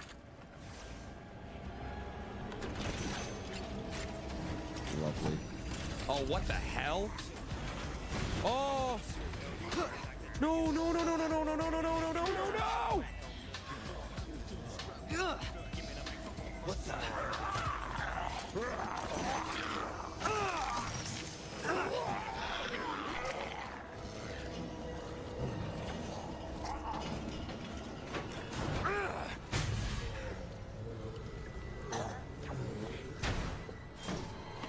Don't shoot!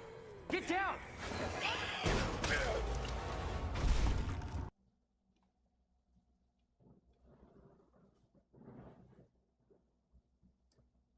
No! What the fuck? Chris, someone out there. What the f? Shoot your light. What the f? Chris, What's going on what? There's a handprint. Where? There's a handprint on the door. Tonight, we are in the Appalachian Mountains. We are going to be staying at this campsite for 24 hours. Oh my God, that's a scream. This place is no joke. I'm telling you, we could die. Pounded on the wall behind you. Who's behind me?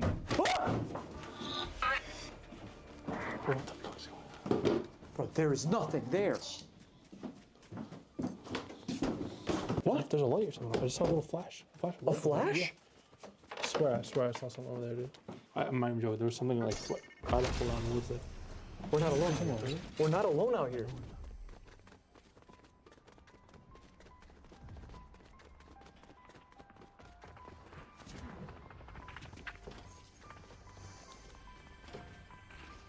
Tonight, we're in the Appalachian Mountains. We're going to be staying at this campsite for 24 hours and pushing the absolute limits